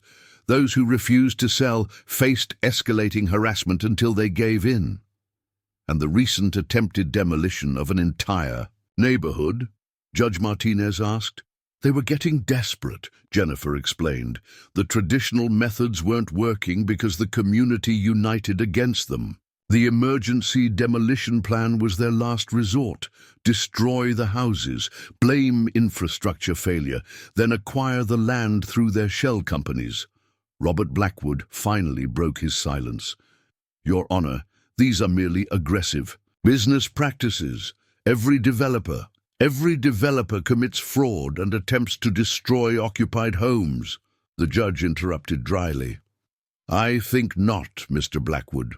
The evidence continued mounting. Dave's cousin from the DA's office presented financial records showing millions in fraudulent transactions. Agent Martinez detailed the FBI's investigation, including the fake government agencies and forged documents. Even the tow truck drivers testified about being misled with false documentation.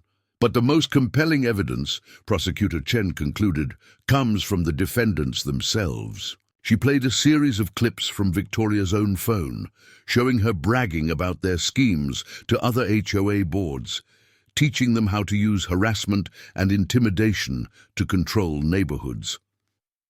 The final clip showed Victoria and Robert planning the demolition operation. "Once the houses are gone, they'll have no choice but to sell," Robert was saying. "The insurance companies will blame structural failure and will be there to help with the redevelopment." Victoria's face had turned an interesting shade of purple as her own words were played back. That recording was obtained illegally. We have rights. We have... Mrs. Blackwood, Judge Martinez warned, one more outburst and you'll be removed from my courtroom. The judge spent several minutes reviewing the evidence before looking up. I've seen many real estate fraud cases, she said, but few as brazen or malicious as this. Bail is denied. Both defendants will remain in custody until trial. As the Blackwoods were led away, Victoria turned to make one final statement. This neighborhood needed us. Without proper oversight, without standards. Standards? I stood up, unable to contain myself any longer. You destroyed my car, tried to steal our homes, and planned to demolish an entire neighborhood. Those aren't standards, that's criminal. The judge banged her gavel. Remove the defendants, she ordered. And Mr. Mitchell, while I appreciate your sentiment, please refrain from addressing the defendants directly in my courtroom. Outside, reporters swarmed the courthouse steps as Agent Martinez detailed the extent of the Blackwoods operation. But the real story was the crowd of residents from multiple neighborhoods, all sharing their experiences of standing up to HOA tyranny. Think it's really over? Dave asked, as we watched the Blackwoods being driven away in separate prison transport vehicles. This part is, I replied, but we've still got work to do. In the weeks following the Blackwoods' arraignment, our neighborhood underwent a remarkable transformation. The Hampton Hills HOA offices, once a symbol of oppression, were being converted into a true community center. Residents from both our neighborhood and the original Hampton Hills area came together to reimagine what a real community organization should look like. Check this out, Dave said during one of our planning meetings, spreading architectural drawings across my garage workbench. The old HOA collected millions in maintenance fees that they never used for actual maintenance. With that money unfrozen, we can finally fix the park they let deteriorate. Mrs. Chen, who had been elected to the new community council, a far cry from the old HOA board, added her own plans. And look here. We're converting Victoria's precious aesthetic-compliant zones into community gardens. My vegetables will have plenty of company now. The Patels had transformed their security drone program into a neighborhood watch system that actually protected residents instead of harassing them. Their teenage son had even developed an app that let neighbors coordinate community events and share resources. But this is my favorite project, I said, leading them to where my Mustang sat in the driveway. The car, fully restored after Victoria's acid attack, now gleamed even brighter than before. Local auto enthusiasts had pitched in to help with the restoration, turning it into a community project. Remember how Victoria claimed the car would lower property values? Dave laughed. Now it's become a neighborhood landmark. I saw a family, taking photos with it just yesterday. Our street had become something of a symbol. People from other neighborhoods visited to see where the HOA rebellion, as the media had dubbed it, began. Many came seeking advice on dealing with their own overbearing homeowners associations. It's not about fighting HOAs, I explained to a group of visitors from another county. It's about preventing them from becoming tools of control and manipulation. A real community organization should serve the residents, not rule over them. The tide ripple effects spread beyond our neighborhood.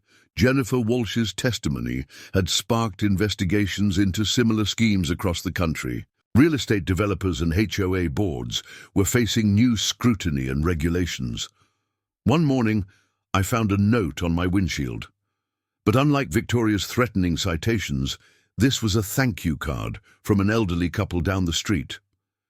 We've lived here for 40 years, it read, and never felt more at home than we do now. The biggest change came during a community-wide meeting in the renovated center. Agent Martinez attended as our guest speaker, sharing updates on the investigation. The Blackwood scheme went deeper than we initially thought, she explained, showing slides of their operation. They'd been perfecting this method for years, using HOAs to harass residents, drive down property values, then swoop in with their development companies. But you all did something they didn't expect. We stood together, Mrs. Chen said proudly, distributing her now famous dumplings to the packed room. Exactly, Agent Martinez smiled. You turned their biggest weapon, the community they tried to control, against them. The evidence you gathered, the way you organized, it's becoming a model for other neighborhoods facing similar issues. The meeting turned into a celebration as people shared stories of how the community had changed. The Patel's basketball hoop was now the center of weekly neighborhood games. Mrs. Chen's garden had expanded into a teaching space where she gave classes on urban farming. Even some former Hampton Hills residents who'd supported Victoria admitted they preferred the new, more inclusive community. But here's the best part, Dave announced, pulling up the local news website on the projector. Property values in our area have actually increased since all this happened. Turns out a genuine community is more valuable than fake standards. And harassment, looking around the room, at neighbors who'd become friends, at former adversaries who'd become allies, at a community that had found its real strength. I realized Victoria had accidentally achieved her stated goal. Just. Not in the way she'd intended. You know what's ironic? I said to Dave as we walked home after the meeting. Victoria was always talking about maintaining standards and protecting property values, but it wasn't her rules or restrictions that made this neighborhood better. It was getting rid of them, he agreed, letting the community decide what really matters. Passing my driveway, I noticed something new. Families were taking evening walks again, children were playing outside, neighbors were chatting on their porches. The fear and suspicion Victoria had cultivated had been replaced by genuine connection. My Mustang sat in the driveway, no longer a symbol of defiance, but a reminder of what we'd accomplished together. Next to it was a small sign, part of our new community initiative, Classic Cars Welcome Here. Think the Blackwoods can see this from their jail cells? Dave grinned. Probably not, I replied. They never could see what really makes a neighborhood valuable. The day of the Blackwoods. Sentencing arrived with an atmosphere of finality. The federal courthouse was even more crowded than during the arraignment, filled with residents from every neighborhood they'd targeted over the years. I sat with Dave and Mrs. Chen, now joined by Sarah Cooper from Riverside Estates and representatives from 3 other communities. Behind us, Jennifer Walsh nervously adjusted her blazer. Her testimony had been crucial in securing the convictions, but facing her former employers wasn't easy. All rise, the bailiff announced as Judge Martinez entered. Victoria and Robert Blackwood were led in, their orange jumpsuits a stark contrast to the power suits they'd worn during their reign of harassment. Before we proceed with sentencing, Judge Martinez began, would the defendants like to make any final statements? Robert Blackwood stood first, his attorney hovering nervously beside him. Your Honor, I want to express my sincere regret for any misunderstandings that may have occurred. Our intentions were purely business-related. Misunderstandings, Mrs. Chen muttered under her breath. He tried to demolish our homes. Victoria couldn't contain herself any longer. She shot to her feet, ignoring her lawyer's attempts to stop. This is a travesty of justice, she declared. Everything we did was for the good of the community. Without proper oversight, without standards, Mrs. Blackwood, Judge Martinez interrupted, your definition of standards included vandalism, fraud, and attempted destruction of occupied homes. Would you care to explain how that benefits any community? Victoria's face flushed red. Those people had no respect for property values. Their cars, their gardens, their basketball hoops. It was chaos. Someone had to maintain order. Order? I stood up, receiving a nod from the judge to speak. You acid-etched my car, salted Mrs. Chen's garden, and tried to tow vehicles from their legal owners. That's not order. That's terrorism. Terrorism? Victoria scoffed. "We were protecting investments." "Robert, tell them about the development. Plans, the property values. The only thing you protected," Judge Martinez cut in sharply, "was your own profit margin. This court has heard testimony from dozens of residents whose lives you disrupted, whose properties you damaged, and whose communities you tried to destroy, all to further your real estate scheme." The prosecutor approached with a final piece of evidence, a spreadsheet showing the full financial impact of the Blackwoods operation. Over 7 years, they attempted to seize or devalue properties worth more than $50 million, Your Honor. The attempted demolition of the Oak Ridge neighborhood alone would have displaced hundreds of families. Judge Martinez studied the documents before looking up. "Mr. and Mrs. Blackwood, this court has seldom seen a more calculated attempt to destroy communities for profit. Your actions went beyond simple fraud or harassment. You attempted to systematically dismantle entire neighborhoods through intimidation, violence, and deception." Victoria started to speak again, but her lawyer finally managed to keep her quiet. Robert Blackwood stared straight ahead, his developer's poker face finally cracking. "Therefore," the judge continued, "this court sentences Robert Blackwood to 15 years in federal prison for conspiracy, fraud, and attempted property destruction. Victoria Blackwood, given your role as the primary instigator and your continued refusal to acknowledge the harm you've caused, you are sentenced to 18 years. The courtroom erupted in murmurs. Victoria's face went from red to white. 18 years, but the community needs me. Who will maintain standards? Who will protect property values? The community seems to be doing just fine without your kind of protection," Judge Martinez observed dryly. "In fact, according to recent real estate reports, property values in these neighborhoods have increased significantly since your arrest." As the Blackwoods were led away, Victoria turned for one final outburst. "This isn't over. When I get out, I'll show you what real community standards look like." "That's an additional 6 months for threatening the victims, Mrs. Blackwood," Judge Martinez added. "Would you like to try for more?" Outside the courthouse, our neighborhood group gathered on the steps.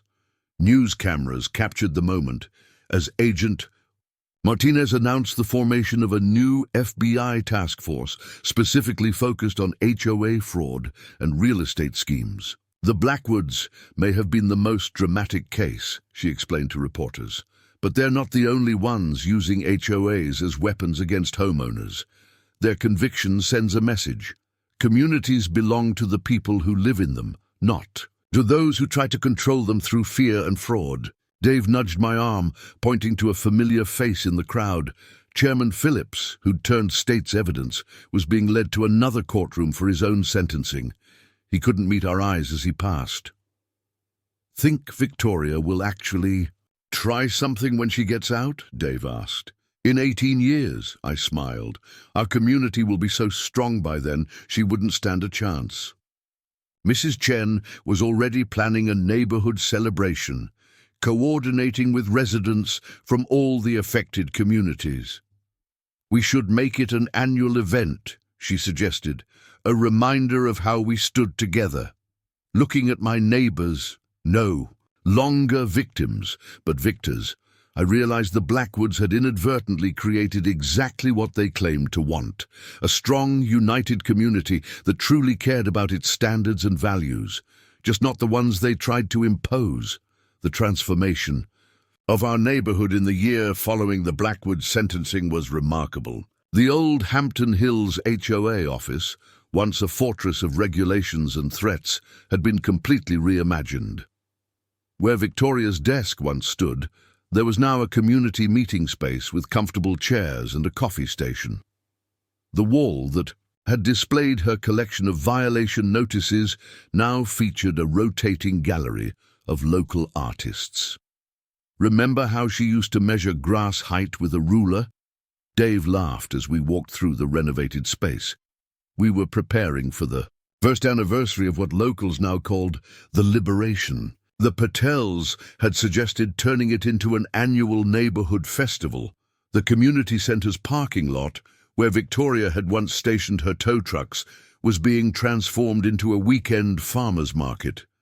Mrs. Chen's garden program had expanded so successfully that we needed the space for local growers to share their produce. "Look what just arrived," Mrs. Chen called, waving us over to a newly installed plaque near the entrance. It read, "The Oak Ridge Community Center, where neighbors become family." Below it was a smaller inscription, "In remembrance of the community that stood together against tyranny."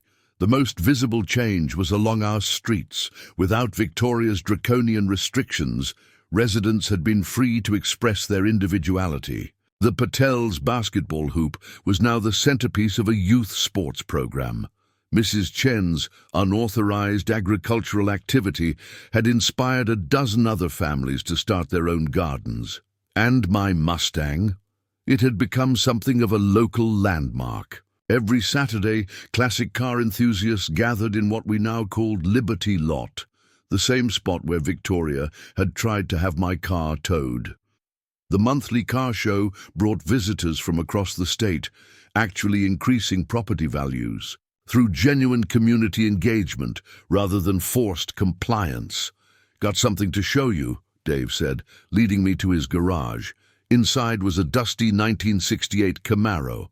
"Found it in storage. Thought maybe you could help me restore it like the neighborhood." "Helped restore your Mustang." The symbolism wasn't lost on me. Just as my car's restoration had become a community project after Victoria's acid attack, Dave's Camaro would be another opportunity for neighbors to work together. Speaking of restoration, Mrs. Chen joined us. Tablet in hand, look at the latest property values report. The numbers were impressive. Without the Blackwood's artificial restrictions and harassment, natural community growth had flourished. Houses were selling for record prices, not because of forced conformity, but because people actually wanted to live in a neighborhood known for its strong community bonds. The former Hampton Hills residents had integrated seamlessly into our expanded community. Many admitted they'd only supported Victoria out of fear. Now they were among the most active participants in community events. "Remember that fake Regional Property Standards Commission?" Dave chuckled, working on his Camaro's engine. "Now we have actual regional communities asking us for advice on building better neighborhoods." He was right. Our story had spread, inspiring other communities to resist HOA overreach and corporate development schemes. The FBI task force Agent Martinez had established had already uncovered similar operations in several states. The biggest surprise came from Jennifer Walsh, who'd transformed her experience with Blackwood development into something positive. She now ran a non-profit, helping communities protect themselves from predatory development practices. "You won't believe who I just heard from," she said, joining us in Dave's garage. "Victoria's sister. Apparently the Blackwoods tried this same scheme in their hometown 20 years ago. That's where Victoria first developed her standards obsession." As we worked on Dave's Camaro, more neighbors stopped by. The Patels brought snacks. Someone set up a portable speaker, and suddenly we were having an impromptu block party. This was what Victoria had never understood. Real communities form organically, through shared experiences and mutual support, not through rules and restrictions. "Got a letter from Agent Martinez," Mrs. Chen mentioned, passing around her latest batch of dumplings. "They've used our case to build a template for identifying similar schemes. Apparently, Victoria's methods were surprisingly common in the development world." The sun was setting as we finished the first phase of the Camaro's restoration. Looking down the street, I saw children playing freely in their yards, neighbors chatting on porches, and gardens blooming where Victoria had once measured grass with her ruler. "You know what the real irony is," Dave said, wiping grease from his hands. Victoria kept talking about property values and community standards, but she never understood what makes a neighborhood valuable. He gestured to the scene around us, the mix of classic cars and modern hybrids in driveways, the varied gardens and personal touches that made each house unique, the sound of laughter and conversation filling the evening air. "This is what real value looks like," Mrs. Chen agreed. "Not in matching mailboxes or regulated lawn heights, but in people who care about each other." As if to emphasize her point, a new family was moving in down the street. Within minutes, neighbors had gathered to help unload their truck, bring refreshments, and welcome them to the community. No HOA welcome packet, no list of restrictions, just genuine human connection.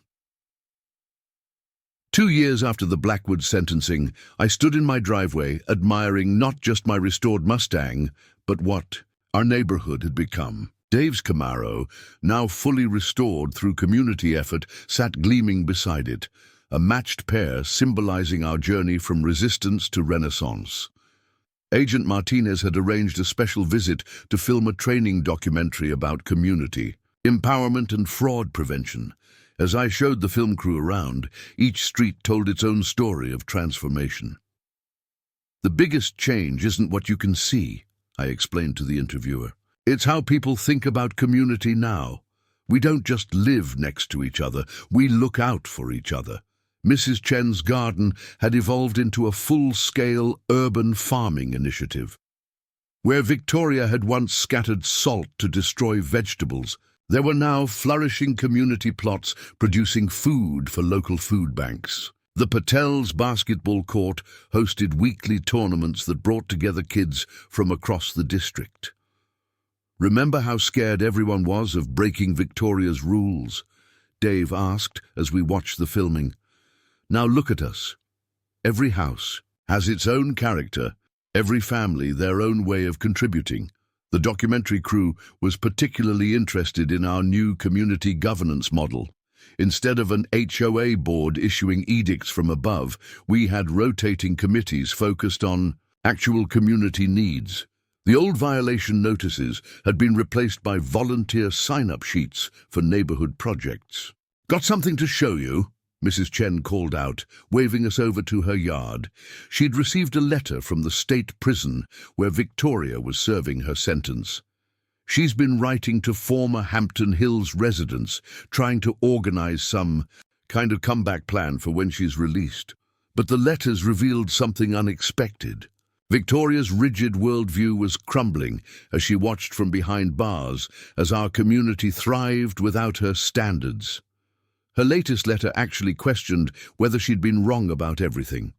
"People keep sending me newspaper clippings," she'd written, "about the farmers' market, the classic car shows, the youth programs. The property values are higher than anything we achieved through enforcement. How is this possible?" The transformation hadn't just affected our neighborhood. Jennifer Walsh's non-profit had helped dozens of communities resist similar development schemes. Dave's cousin in the DA's office reported a significant drop in HOA-related complaints across the county. "We learned that strong communities can't be forced," I told the documentary crew. "They grow naturally when people feel safe to be themselves, to contribute in their own way." As if to illustrate the point, a new family was moving in across the street. Within minutes, neighbors appeared with welcome baskets, offers of help, and genuine warmth. The family's teenage daughter spotted my Mustang and Dave's Camaro, her eyes lighting up. "Dad, look," she exclaimed. "They have classic cars here. Can I still work on my Volkswagen project?" "Under Victoria's rules, that would have been prohibited," Dave whispered. "Now it's celebrated." The documentary crew captured the moment as Dave and I invited the family to join our weekend car restoration club. Mrs. Chen was already explaining her garden program to the mother, while the Patel's son showed them his latest community app features. Later that evening, as the film crew packed up, Agent Martinez shared some news. The FBI's HOA fraud task force had prevented 3 major development schemes in other states, all using variations of the Blackwood's tactics. "Your story changed more than just this neighborhood," she said.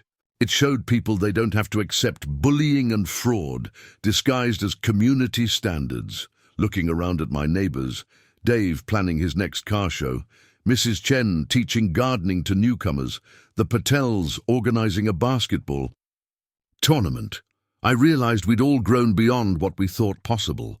The old fear of breaking rules had been replaced by the joy of building something together. Houses that Victoria would have cited for violations now showed the personal touches that made them homes. Gardens grew where once only regulated grass was allowed. Children played freely where once they would have been reported for noise violations. "You know what Victoria never understood?" I said to Dave as the sun set on another neighborhood gathering. "Standards don't make a community valuable. People do." He nodded, watching as neighbors shared food, stories, and laughter. "Think she'll ever get it?" "Maybe," I replied. "Her letters suggest she's starting to, but either way, we've built something stronger than any rule book could create." As night fell, the streetlights illuminated a scene that would have horrified Victoria 2 years ago. Cars of various vintages in driveways, basketball hoops and garden trellises, children's toys on lawns, and neighbors enjoying each other's company without fear of citation. The Blackwoods had tried to control our community through fear and fraud. Instead, they taught us the true meaning of neighborhood values, and it had nothing to do with property assessments or compliance. Regulations. 5 years after the Blackwoods sentencing, I stood in my driveway hosting our annual Liberation Day celebration. My Mustang and Dave's Camaro were joined by a dozen other classic cars, including the new neighbor's restored Volkswagen, now a regular feature at our weekend car shows. The event had grown beyond just our neighborhood. People came from across the state to see how a community could thrive without oppressive oversight. Mrs. Chen's urban farming program had inspired similar initiatives in 3 counties. The Patel's community app was being adapted by neighborhoods nationwide. "Got an interesting update," Agent Martinez said, joining me by the refreshment table. Victoria Blackwood requested permission to share her story as a warning to other HOA boards. She's finally admitted the damage she caused. The documentary we'd filmed had become a training tool for FBI agents investigating housing fraud.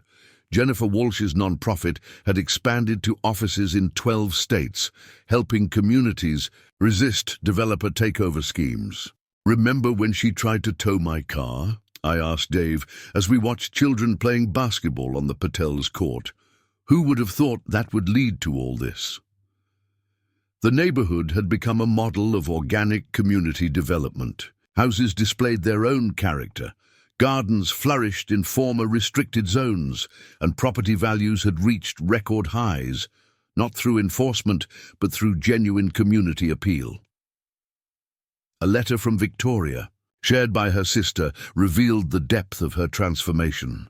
"I was wrong about everything," she'd written. "Real community value isn't built through rules and restrictions. It grows through trust and freedom. I see that now, watching from here as they create something I never could with all my regulations. The old Hampton Hills HOA office, now our community center, hosted daily activities. Today's schedule included a gardening workshop, youth basketball clinic, and classic car maintenance class. The walls, once covered with violation notices, displayed photos of neighborhood events and community achievements. You know what's remarkable?" Mrs. Chen observed, serving her famous dumplings to visitors. "We've achieved everything Victoria claimed she wanted. Beautiful homes, strong community, high property values, just not through force." The celebration spread down streets that once lived under Victoria's surveillance. Children rode bikes past houses with individual character. Gardens bloomed where once only regulation height grass was allowed. Neighbors chatted freely, without fear of citation.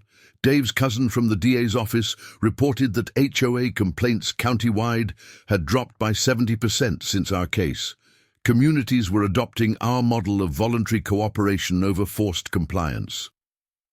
The Blackwoods actually did us a favor, Dave reflected, working under the hood of a neighbor's classic Ford. They showed us what we didn't want to be, then united us in creating something better.